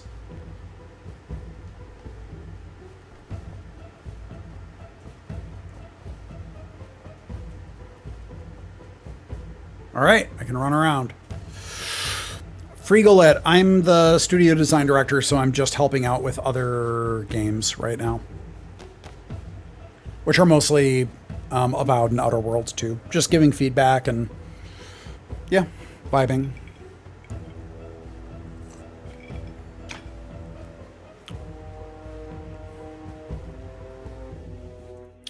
Have to find a replacement for the state name notebooks. Good. Remember, fighting is not only about the attack, it's also about the defense. A quick dodge makes all the difference between life and death. I'm going to attack you now, and I expect not to hit you. All right. Thank you, Solid Cookie.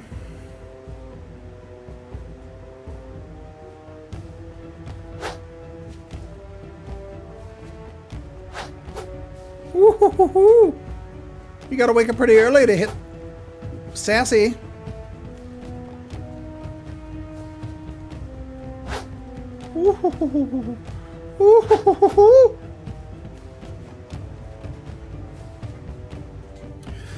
I did remember, like, what field note state fair edition will your next game start in. That remains to be seen.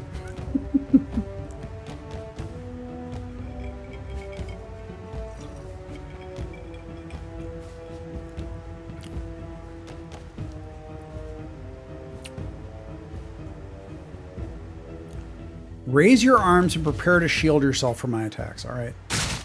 Oh, shit. Hold on. I didn't even get the message. I was like reading the message. Booyah. No, you have to actually face him. Yeah. Oh, you just got fucked up, dude.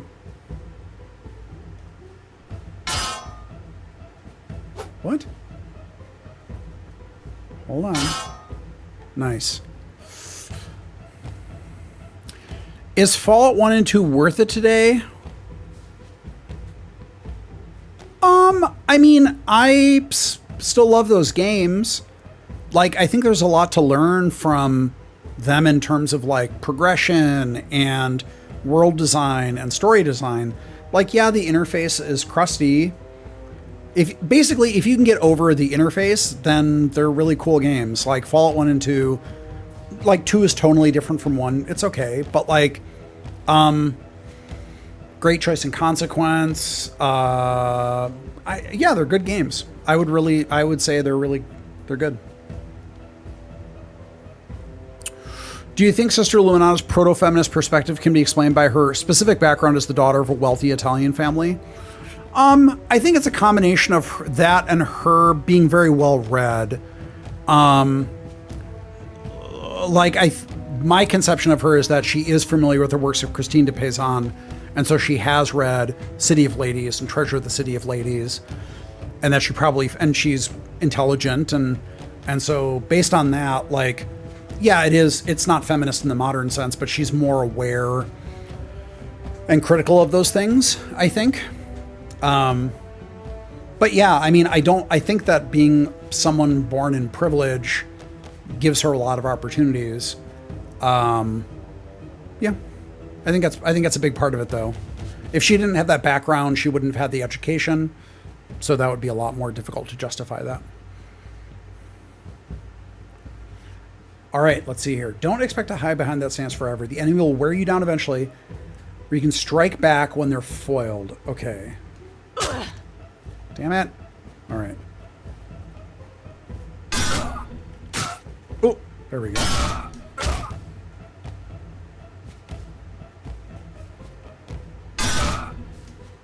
Nice. Sweet. Total annihilation. Nice.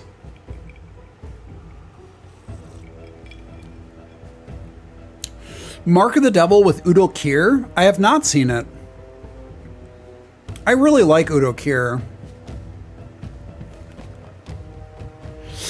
Yeah, it's a game with 2 separate end games. It is really cool. There's a lot of cool stuff in Fallout 1 and Fallout 2, honestly. But like,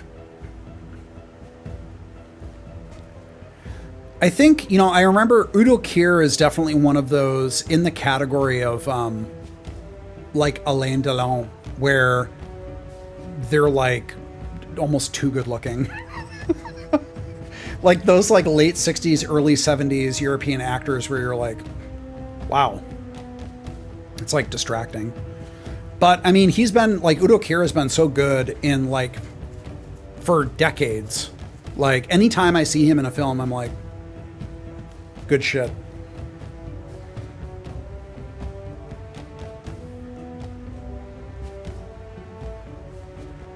Iron Sky, yeah. Attack the blocking enemy to be Attack the blocking enemy to be deflected. Then press B to dodge out of it. Okay, this is getting a little complicated.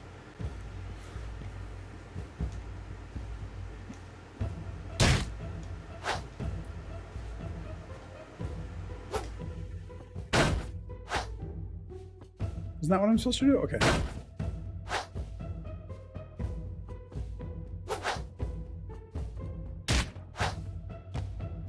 Okay. Yeah, like him as the arrogant vampire noble in Blade who gets cooed by the villain. Yeah, I loved him in Blade. He was really good. You know him better for his voice than his actual acting. I don't know. I don't know. There are certain actors where I just like seeing them in the film. And I'm not like, you know, the thing is, I'm not gonna, like, I think that Max von Sydow was actually a very good actor, but also I just liked seeing him. I just wanted to see Max von Sydow. All the vampire houses, yeah, that felt very Vampire the Masquerade.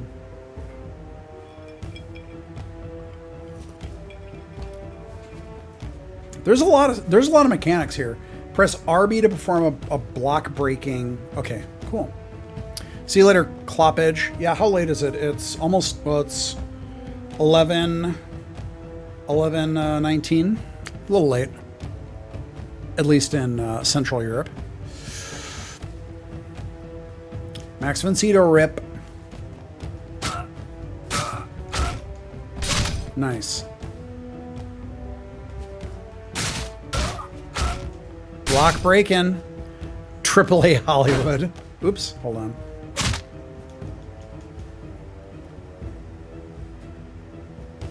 I'm not in Central Europe, but I have my watch. So I'm wearing a GMT watch. Yeah, I have a GMT watch. I have a lot of friends in Central Europe, and so I have a GMT watch so I can keep track of them.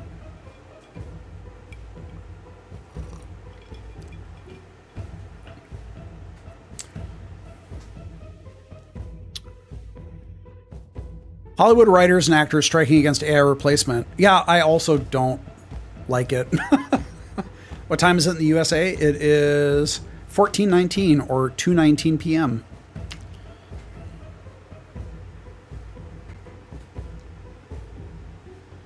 Those knives you have, while unlikely to cause any damage to an armored opponent, will get their attention. Maybe even separate them from their group. Interesting.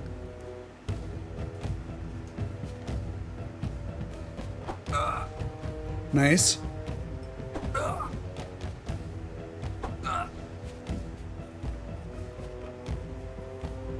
They are striking more over not getting paid correctly for stream TV and movies. That is correct.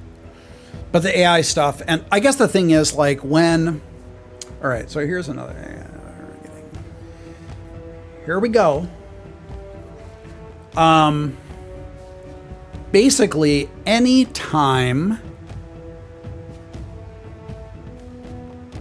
any time that any labor force starts complaining about how they're treated or how they're paid or what benefits they get, then if there is any possible way that the companies opposing them can leverage automation as an existential threat to the profession, they will do it. Now, the thing is, they will do that anyway. Like the millisecond, like the nanosecond that like a terminal becomes more cost effective than someone working retail, they'll do it. Like they don't give a fuck. When people complain, that's a great opportunity for them to say like, oh, well, you know, what could we possibly do? Like they were striking and therefore we had to automate their jobs into nothingness. So it's an excuse. Like they're going to do it anyway. They're constantly thinking about it. They're constantly going to do it. So the AI stuff is less leveraged by, as far as I can tell, it's less leveraged by studio executives, and it's more leveraged by people online who hate actors and people in Hollywood that have incredible contempt for the people that make the media that they consume, which, okay, like if that's your attitude, that's okay. I mean, it's not okay, but like, what am I going to do to argue about it? But there are people who just fucking hate writers. They hate VFX artists. They hate CG artists. They hate actors. And they have just they want to see them suffer, in part because they're probably in many cases ideologically opposed to them in other ways. And so why not say like, well, I hope you suffer and die. So that's usually where I see it. It's less from studio execs, but again, they just care about the bottom line. So as soon as they can make the bottom line make more sense for them, they'll automate that. So anywho,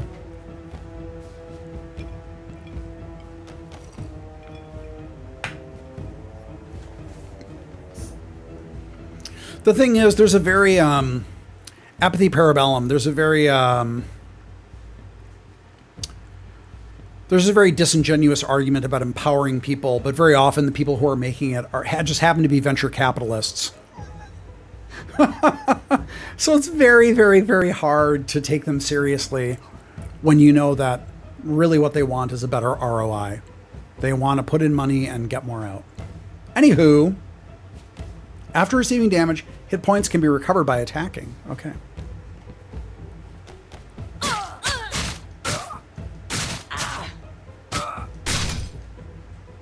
Boom.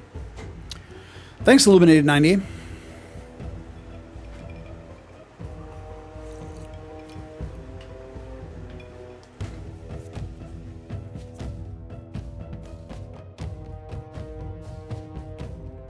It was very, very funny to see, I don't know, it was some dipshit. It was some guy on Twitter who was like, we've never had stories. Our stories have never been able to talk about this era of time that we're in. They've never been able to talk about automation. Marxism has never been able to talk about automation. And look, I'm not saying that dude had the answer to everything, but he did write a bunch of stuff about automation. Like, he wrote actually explicitly about automation. So it was very funny to see this guy being like, what a crazy time, unprecedented, that no one's thought about before. Get real, dude. Flasks. All right, I got flasks.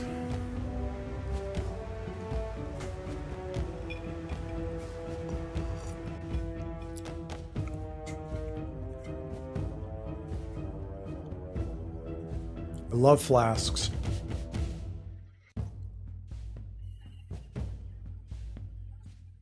Thank you. Farewell.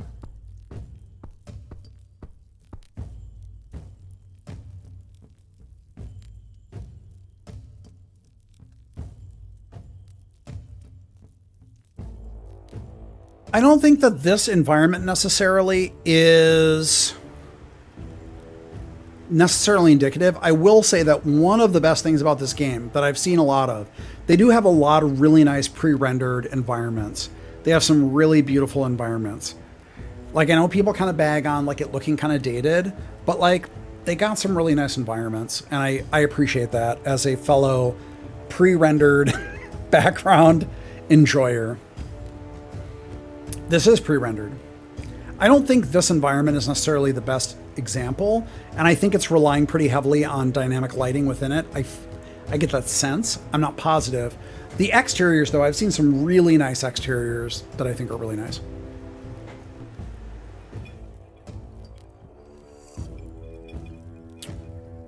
All right, I'm playing the game. It's about time you woke up. I thought I had to bring the bucket again. A letter arrived. Bloody flying rat got dirt all over, but I cleaned it. It's from the Grand Matriarch herself. Must be serious if she disturbs the rest of her finest warrior. I think it looks flatter because of the lighting. I think they're using dynamic lighting in this interior. Her Reverence commands your appearance before the order at the earliest. More than that, it didn't say. I suspect it concerns the recent rumors of warriors being recruited across the land. Perhaps she's looking for a champion? I hope so, because I intend to be that champion. Miss the hand-drawn adventure games like Broken Sword or Monkey Island 3? Like, the thing is, in Pillars 1, our lighting model was like not awful. Like, it was pretty good. Like, we did some pretty cool things. And then in Deadfire, we really ramped it up. But to be honest, it took a ton of effort from rendering programmers and, well, not dynamically Canadian corn dog. If they're doing dynamic lighting, it's trickier. And then in Deadfire, there was a lot of these. One remark you've seen about these pre-rendered maps is they seem to often center around a round shape. I don't know. That might be true.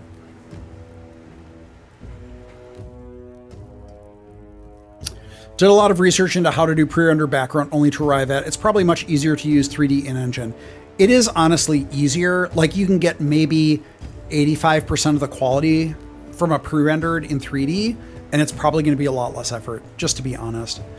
The thing is, I will proudly say that I think that Pillars 1 and especially Deadfire, I think are incredible looking games. I think the artist did a fantastic job. No apologies for that stuff. I still think it is like top tier, but a lot of people just feel like it's old fashioned. They don't dig it. It's a bummer. And they are really time intensive to make.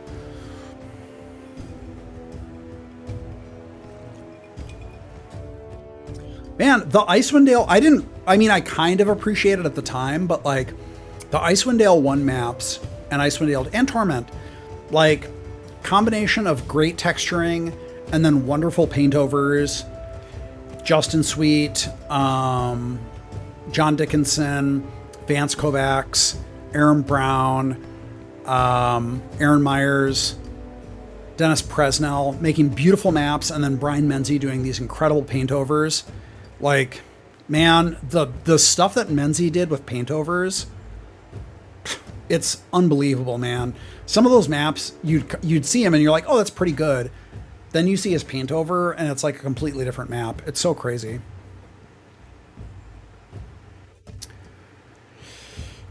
Pathfinder Kingmaker was designed for fixed perspective, but its follow-up had a 360-degree rotation, sold it as a feature. I don't know. I mean, I've said this before, I'm kind of a hater of full camera rotation in an ISO view. I don't think it adds anything. I think it makes it harder to develop. I think it makes the gameplay more frustrating. I know I'm a hater here. I know there are a lot of people that love it. Agree to disagree. I prefer a fixed perspective or a scripted perspective. Actually, something I thought was cool, even though it was underused in Diablo 4, is that sometimes in Diablo 4 they will change the perspective for a little cutscene, and it's cool. Like, I wish they would use it more, but like you have the ability to script a camera and you can use that. So for gameplay, I think in Diablo 4 that would have been rough, but yeah, I think it's cool. And clearly, a lot of people love Divinity. A lot of people are going to love BG3. They have rotating cameras. I can't argue with that. It's just not my preference.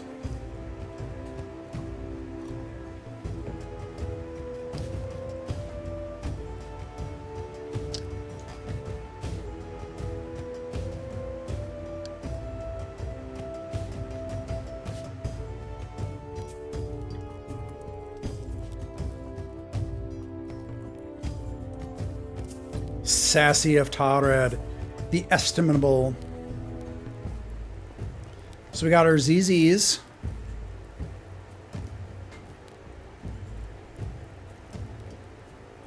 Yeah, I do wonder if there's a... Yeah, is there a rotating camera mod? That would be interesting to see.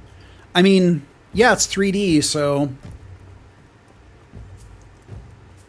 Oops, I need to go to the mother's lair. Sorry. Hope you guys don't mind my chatty nature here. I guess the thing is, when you have a fixed camera, you can design for that camera. And maybe it's because I came out of that tradition, but like, I like that. I like having a camera that you can design for. Nice Deadfire reference. I know it's not a Deadfire reference, but we did have a queen with 2 panthers.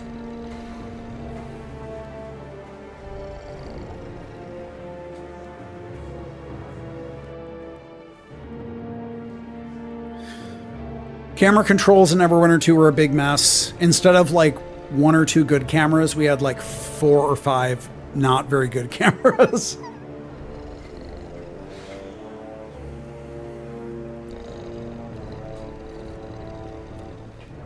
You can have the texture UVs camera mapped. Yep. Matriarch Mazoga Baelgrin, child of the desolation, you carry the shame of Baga in your veins. You know true pain. That is why you will succeed where others failed. You will restore the glory that once was, that was taken from us. We cannot surrender to the corruption that plagues us. We cannot forget what came before. So true.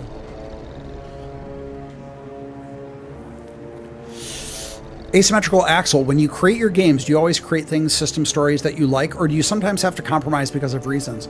I have to compromise. Even on Pentiment, I have to compromise. Fewer compromises on Pentiment than any other game, but you have to compromise because of practical limitations. You have to compromise because of people not being into the things that you want to do. Sometimes people make good arguments and you have to back down and realize the people who are going to be executing this are not into the idea that you have, or the audience is not going to like it, which is sometimes hard to see, but when you get feedback, you know, you have to take it with a grain of salt, but sometimes you got a bad idea and you got to back up. Examples from Pentiment. I had the initial design. Sorry, I'll story mode this. So on Pentiment, I had an initial idea for... I didn't have a super strong opinion on it, but it was how dialogue checks would work, or rather how they would be presented. I still think the interface is not 100% for, like, when you're trying to convince someone of something and you get the interface that shows things that you've done in your background. And initially, it had numbers there. So it actually was like +3, -2, +1. And it was, people on the team, broadly speaking, were like, that feels weird because this is not a game that does things with numbers. We don't really have stats. We don't show numbers in any interface. And so it was, it just felt strange.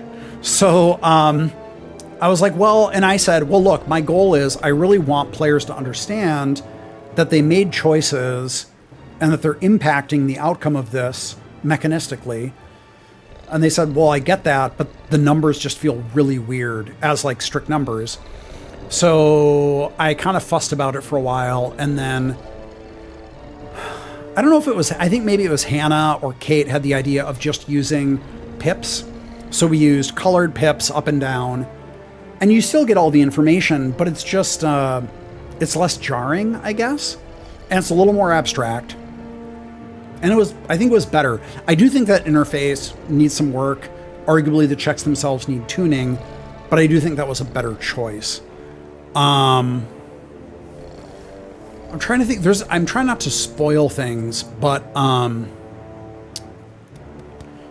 there was like a character death, and the way that it was framed, I had reasons for doing it that way.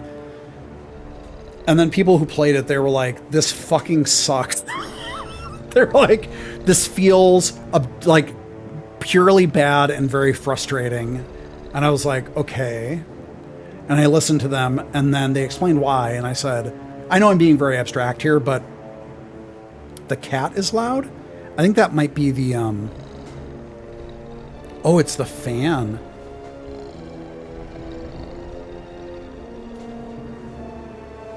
That's weird. I'm using a noise reduction thing. Sorry. The in-game. Oh, I'm sorry. The in-game cat. Is there an in-game cat? You're right. Okay. Sorry. I was confused. Anywho, but they said like, yeah, this death is very poorly presented. And they explained why, and it made perfect sense. And I was like, wow, yeah, you're completely right. I will rewrite that whole thing. So I did. I rewrote it, and then they played it. I can't, it's toward the end of the game, I'll say. Yeah, it's in Act 3. It's toward the end of Act 3. And it just, you know, as soon as they explained it, I was like, oh, fuck. Like, yeah, I guess I never really, it was just a perspective I didn't have. And it was completely valid. And when I changed it, nobody, like, no one thought it was worse. And the people that thought it was bad thought it was, like, way better. So, I mean, there's just things like that. Like, sometimes you have to hold firm and really explain your vision. And sometimes your vision is not good. And hopefully, I always hope that my vision is like 90% good. So it's only 10%, 90% of the things I just have to sell people on. And then 10% of things I have to roll back because I was just wrong. So, anyway.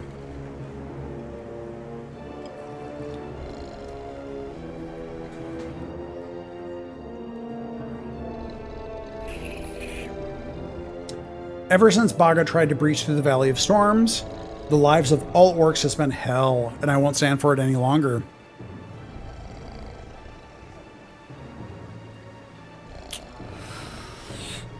Pentiment was in development for a relatively long time. It wasn't like a short turnover game. I would say it's a normal development, or short by contemporary standards. It was 3 years. Like 6 to 9 months of pre-production, and the rest was production. Was developed on a part-time basis for some of that time. Until production, it was 1 to 5 people. It was initially just myself and Hannah, then Alec, then Kathy, then Brett. And it was like that for about 9 months. And then we started scaling up. So yeah, 2.5 years of full production.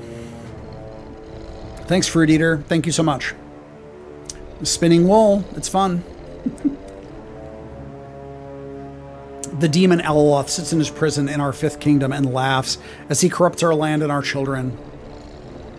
The mothers pondered our actions for generations past, and now they came to a conclusion. If Alaloth is not destroyed soon, he will bring all of Plowman under our desolation. Well, you know what, dude? I will overcome Baga's shame, Mother. This I promise. Mother!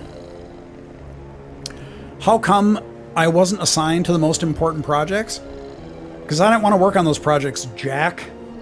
I wanted to work on Pentiment. Like, I understand that sometimes I just got to help out, but, like, I really wanted to work on this small game. I did not want to work on Outer Worlds 2. I did not want to work on Avowed. Like, I wanted to work on that game. And now I'm helping those other games. They have their own directors. So it's just vibes and advice.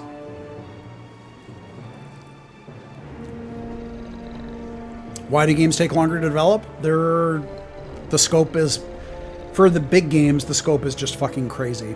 The scope is crazy. And the development teams are huge and the inefficiencies are bigger, marginally. The big games do take longer to develop. Words mean little when the corruption spreads, and without Marika by our side, like in ancient times, we are completely alone against the threat of Alaloth. But there is still hope, for the Mother found the way to cleave through the Valley of Storms and reach his prison. Sounds good. When the light goddess fell, she was torn apart into 4 artifacts. Classic. And was scattered across the 4 kingdoms, one in each. Only the power of these artifacts can carry you through the Valley of Storms, but they can be everywhere in Plowman by now.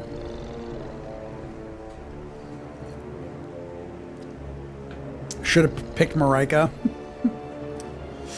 Did Obsidian pitch Lucasfilm on a KOTOR project of some sort before Aspire was given the chance to do the remake? I don't know. I think we've been continually in talks with them. I'm not like the biggest KOTOR person, but I know that like Fergus had been in talks with them. I really don't know, to be honest.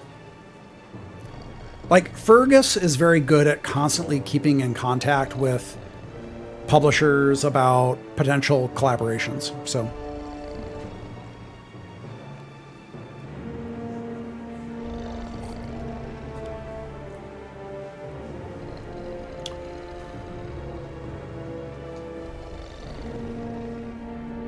the dangers of the Alaloth extend far and wide. We suspect that the evil fiends took these artifacts and hid them from us to foil our plans. Beware, champion, for others are called to serve their kingdoms, and only one of you will have your chance to claim the 5th kingdom. It's gonna be me!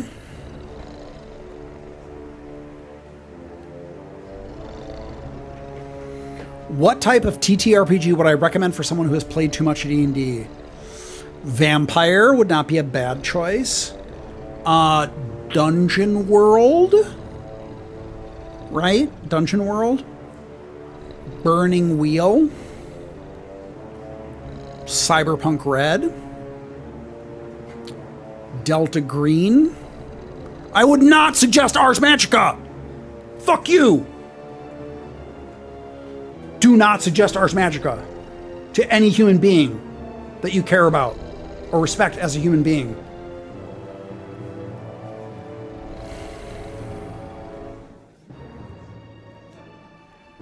Lancer? I haven't played Lancer, but it seems really cool.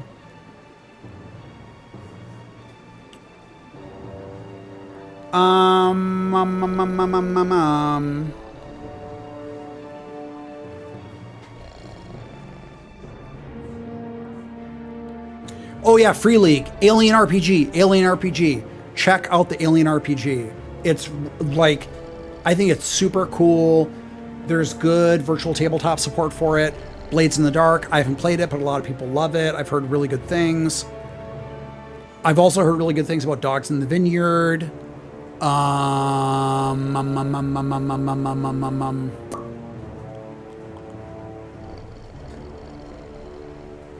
Yeah. Rifts. Not going to recommend Rifts. It's out of print? Can you get like a PDF? Cyberpunk Red, I feel like Cyberpunk Red kind of has to work in like Foundry or another VTT. I think that the way that some of the combat resolution stuff works, I don't hate it, but like it's a little fiddly, and I feel like it would not work fantastic in pure tabletop. But a VTT, it's great. I do have issues with Cyberpunk Red, but it's fun. Mormon Judge Dredd, yeah, I understand. Das schwarze Auge. Ist das schwarze Auge jetzt oder noch die Lieblingsspiel oder nein? Vampire has other TTRPG settings in the World of Dark. I mean, you know, the thing is, to be honest, I haven't kept up on it. But yeah, they have Wraith. I don't know if people play Wraith. Most people, I think, play Werewolf. They play Mage. Ich denke schon. Okay. Vielleicht. Ich weiß nicht. Star Wars. You know what? I haven't played any Star Wars tabletop stuff in a very long time. Mummy or Changeling? Merp. Das schwarze Auge is the only German one. There's also, dude, what is, Degenesis. I've never played it. The art is beautiful because it's Marko Djurdovic, who was formerly of Massive Black.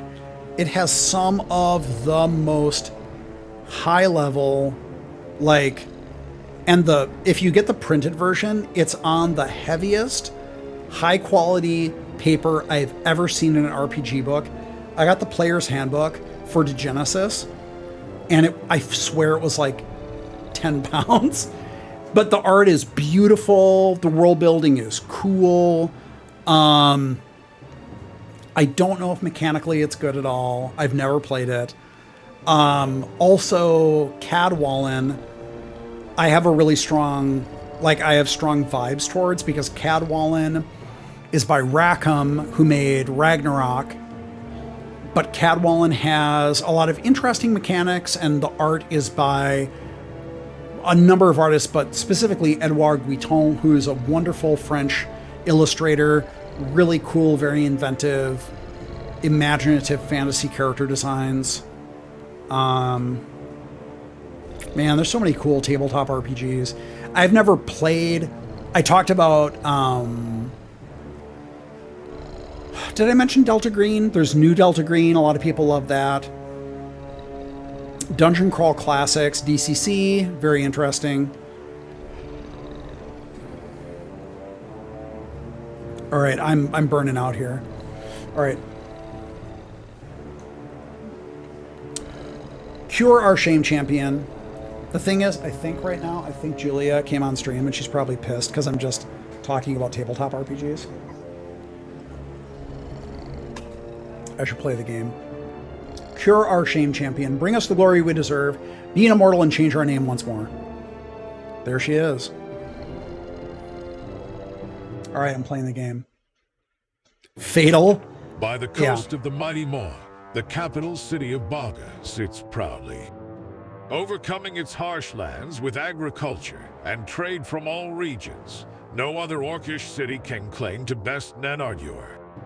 A clan of discipline and crew, pride, Nanardur, the Belrin values their blades and the character of the wielder. If one falls, they must atone or forever swing subpar weapons.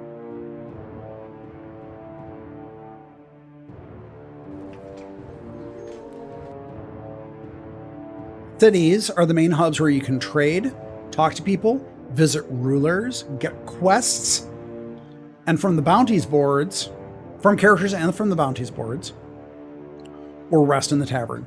Visit Gumshoe. Gumshoe is cool. Also, what's the teen one? I'm sorry, Julia, I'm gonna play. Gumshoe, what's the teen one? Is it Bubblegum Shoe?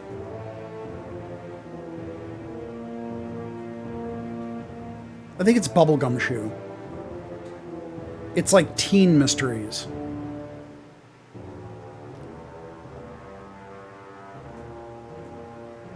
I think it's teen mysteries.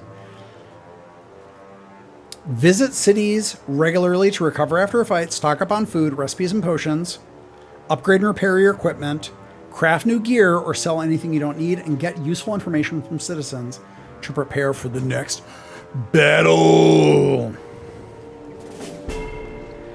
To the mother's lair. Check this shit out. This is nice. Look at this art. This is cool. This is what I'm talking about. Like,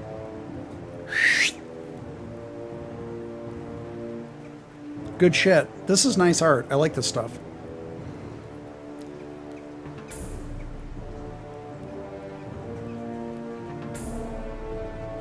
Gonna open my journal. Now we're gaming.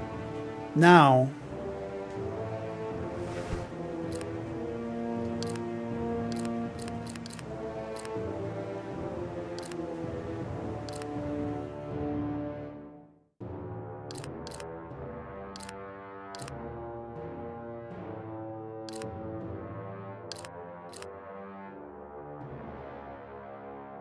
My journal.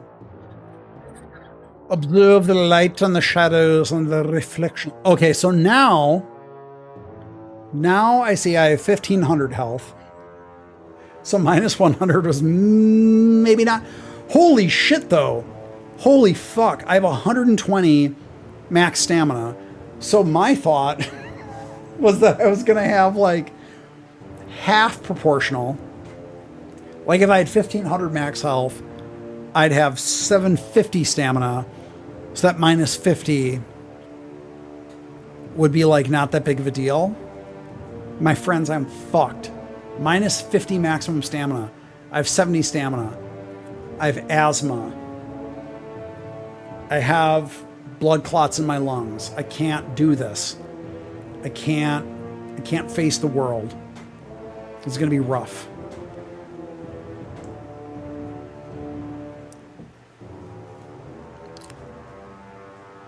There's a lot here. 55 max health, 55 max stamina, 55 maximum regeneration. Okay. Alaloth is the next big thing. All right.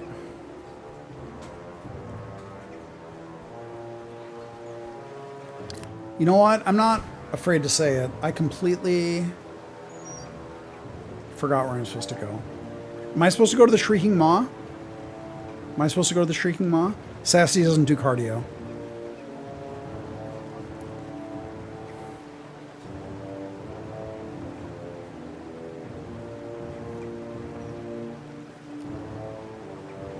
All right, I'm going to the Shrieking Maw, I guess.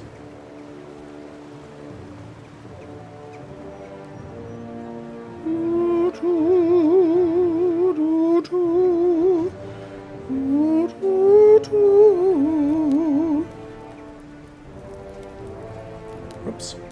Whoops.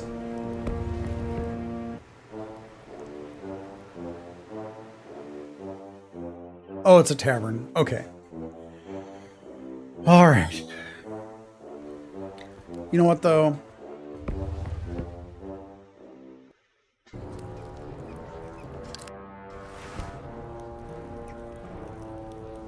Do I have gear? Do I have gear? Do I have gear? I have a pole arm. I have no trinket. I have family armor. Thank you, Robot Cupcake. I can't take that much credit for Neverwinter 2, and I can't take any credit for Alpha Protocol. Well, a little bit for Alpha Protocol, just close quarters combat, which I don't think is that great, but thank you. I start with the family set. Should I go to the world map? Is that where I'm supposed to go? Is that what I'm supposed to do? Is that what I'm supposed to do?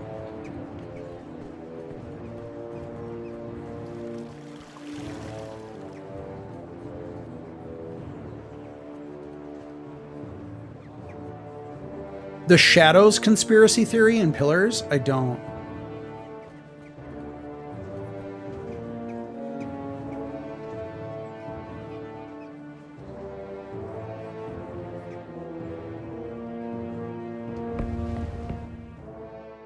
Whoa. Scary. No! No! Oh, no! No! No! Dude.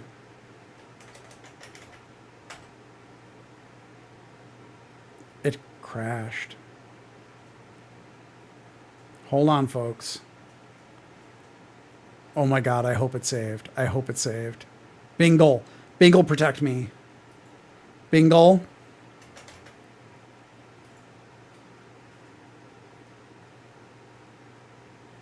Where's my, where, hold on, folks. I'm trying. I'm trying. Hold on. Something's going on with Steam, too. I got spurs that bingle, bangle, bingle. Bingle, bangle. Something's not going right. Hold on. Something weird's going on. When it's say, oh.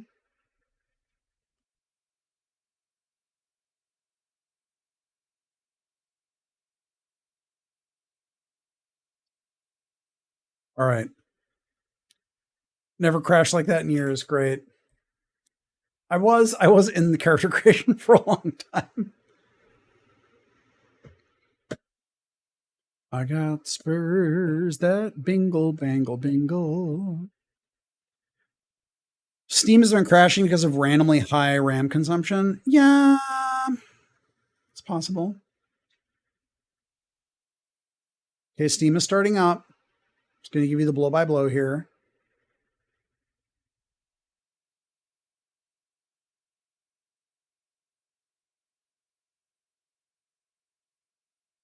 We are so back. Gamma Interactive.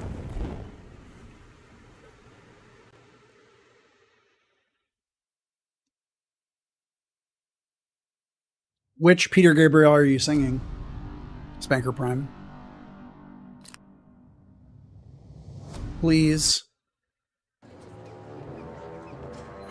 So yeah, the Shadows conspiracy theory that it's set in the southern hemisphere to make the shadows cast downward instead of upward. No. It's just we wanted shadows cast upward aesthetically. What do I think about companies abandoning games after their release? Deadfire needs a CPU fix big time.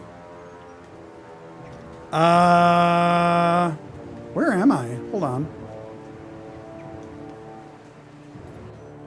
Oh, okay, here we go. Oh, Steam. I forgot about Steam. Was that on So? Dude. Oh my god. It crashed again. No! At least it saved after character creation. I don't know what's going on. I'm sorry.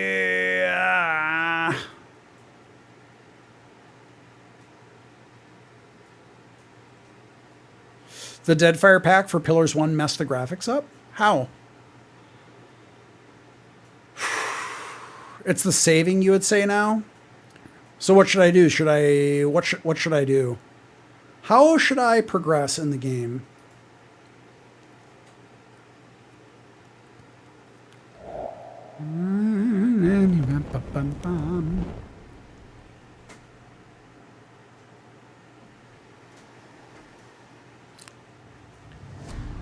I think we kind of just looked at the Shadows and Torment. I think we especially liked. I could be misremembering, and I've had 2 very strong drinks, but I think we looked at the Shadows and Torment, and we were like, we like how the shadows look here, so let's emulate that. I think. Yeah, I just started.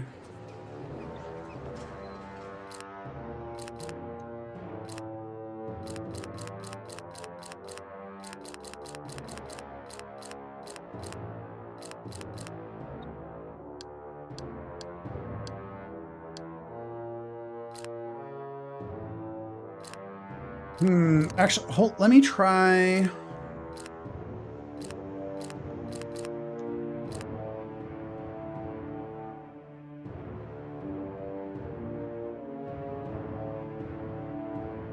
Gamera. Thank you for the Mystery Science Theater 3000 reference. You got on Aperol? It's classic. Aperol is great. Try another save slot? Okay. So I should... Wait, hold on.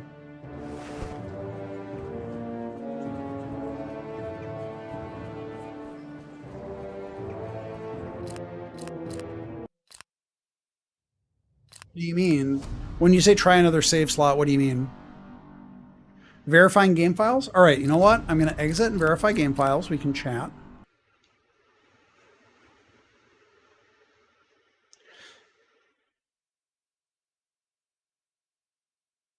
We're going to do a verification of game files, folks.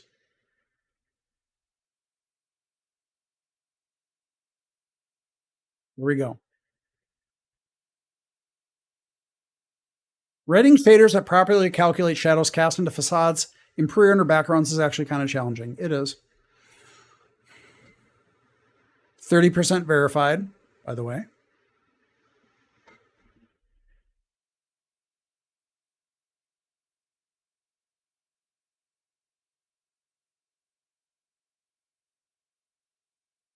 %. Nice. Sorry.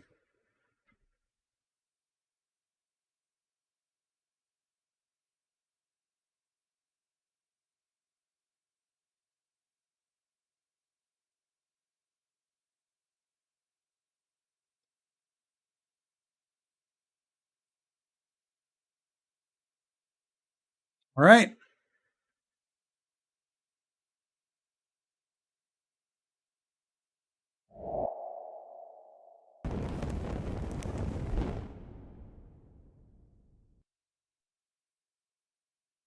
I do want Andreas Mahler to be a guest character in a fighting game. He already is he's in Inculinati, which is super. I'm like so happy about that. I think Inculinati is super cool. And I'm just so thrilled that I have my first crossover character. It's so good.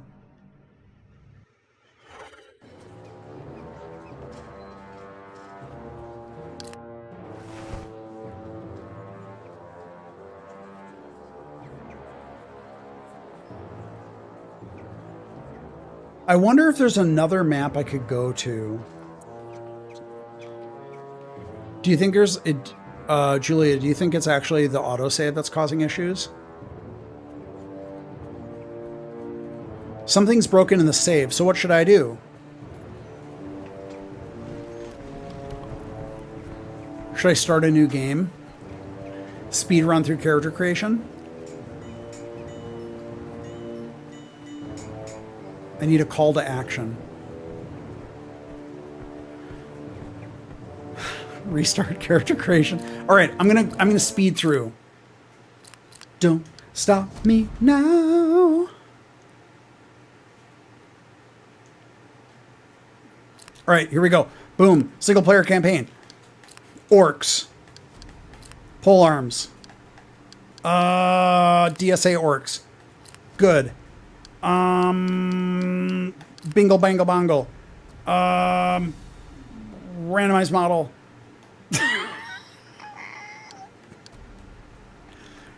Randomized model. Randomized model. Randomized model. Okay.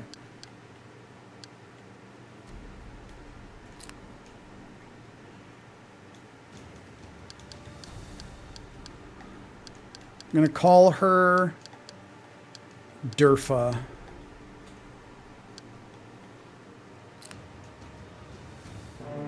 The other kingdoms. The other kingdoms simply refer. Oh, baby. Oh, no, baby. Oh, no, I should have skipped that. I fucking blew it. I fucking blew it. I'm sorry. I didn't realize I could skip it.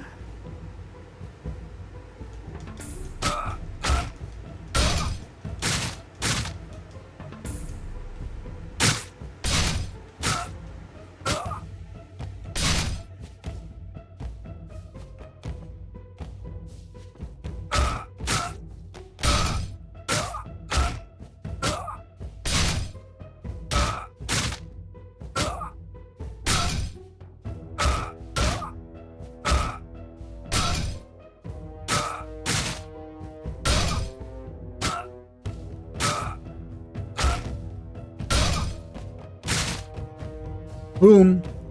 Run. Okay, run.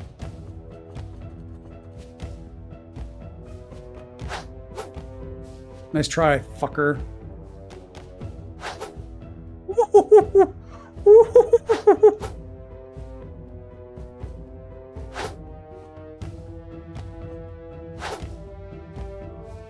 And nice. Dude, it's not my fault that you're bad at attacking. Come on.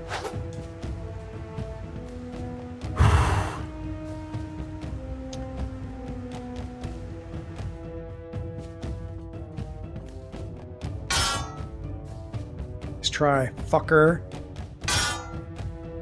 Yep, that's what I'm talking about.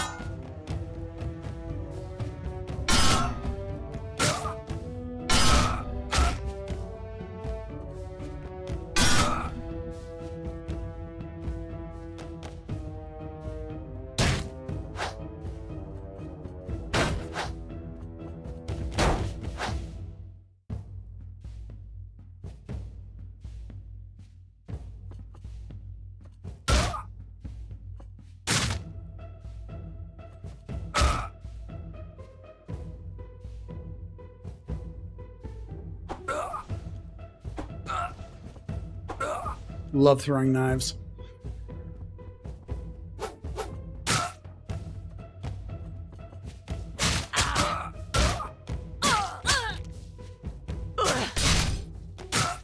There we go.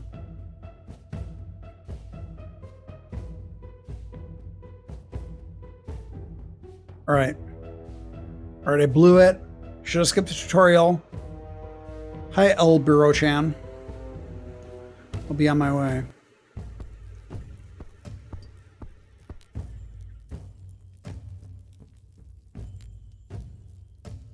I believe it's time for Alaloth to die.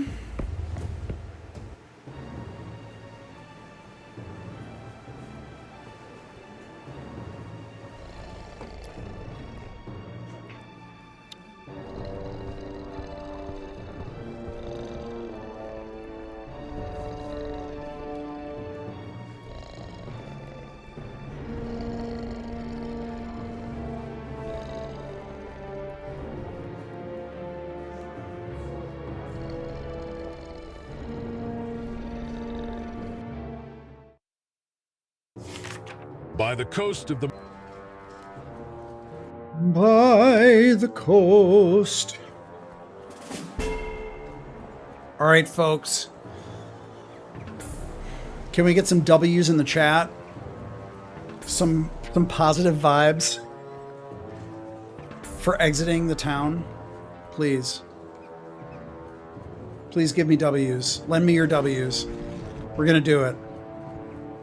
We are so back.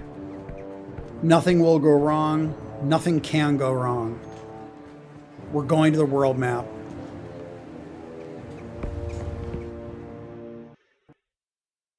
No! No!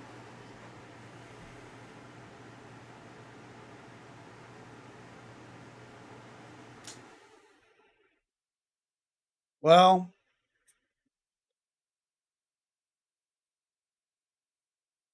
folks,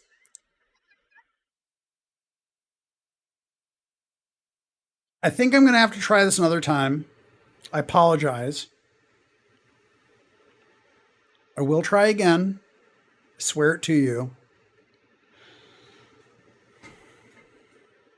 In the meantime, I will try to give my save to the devs. And I will also on my own try other races to see how that goes. And if that doesn't crash. And if so, then I'll do it. So I'm sorry about that. Don't know what the issue is. I apologize. Hopefully the slow pace in the chatting was not unappreciated. Sorry. But yeah, thank you for tuning in. Hopefully next time we'll go a little smoother. And I'll try to power through it. Thank you very much. I'll talk to you later.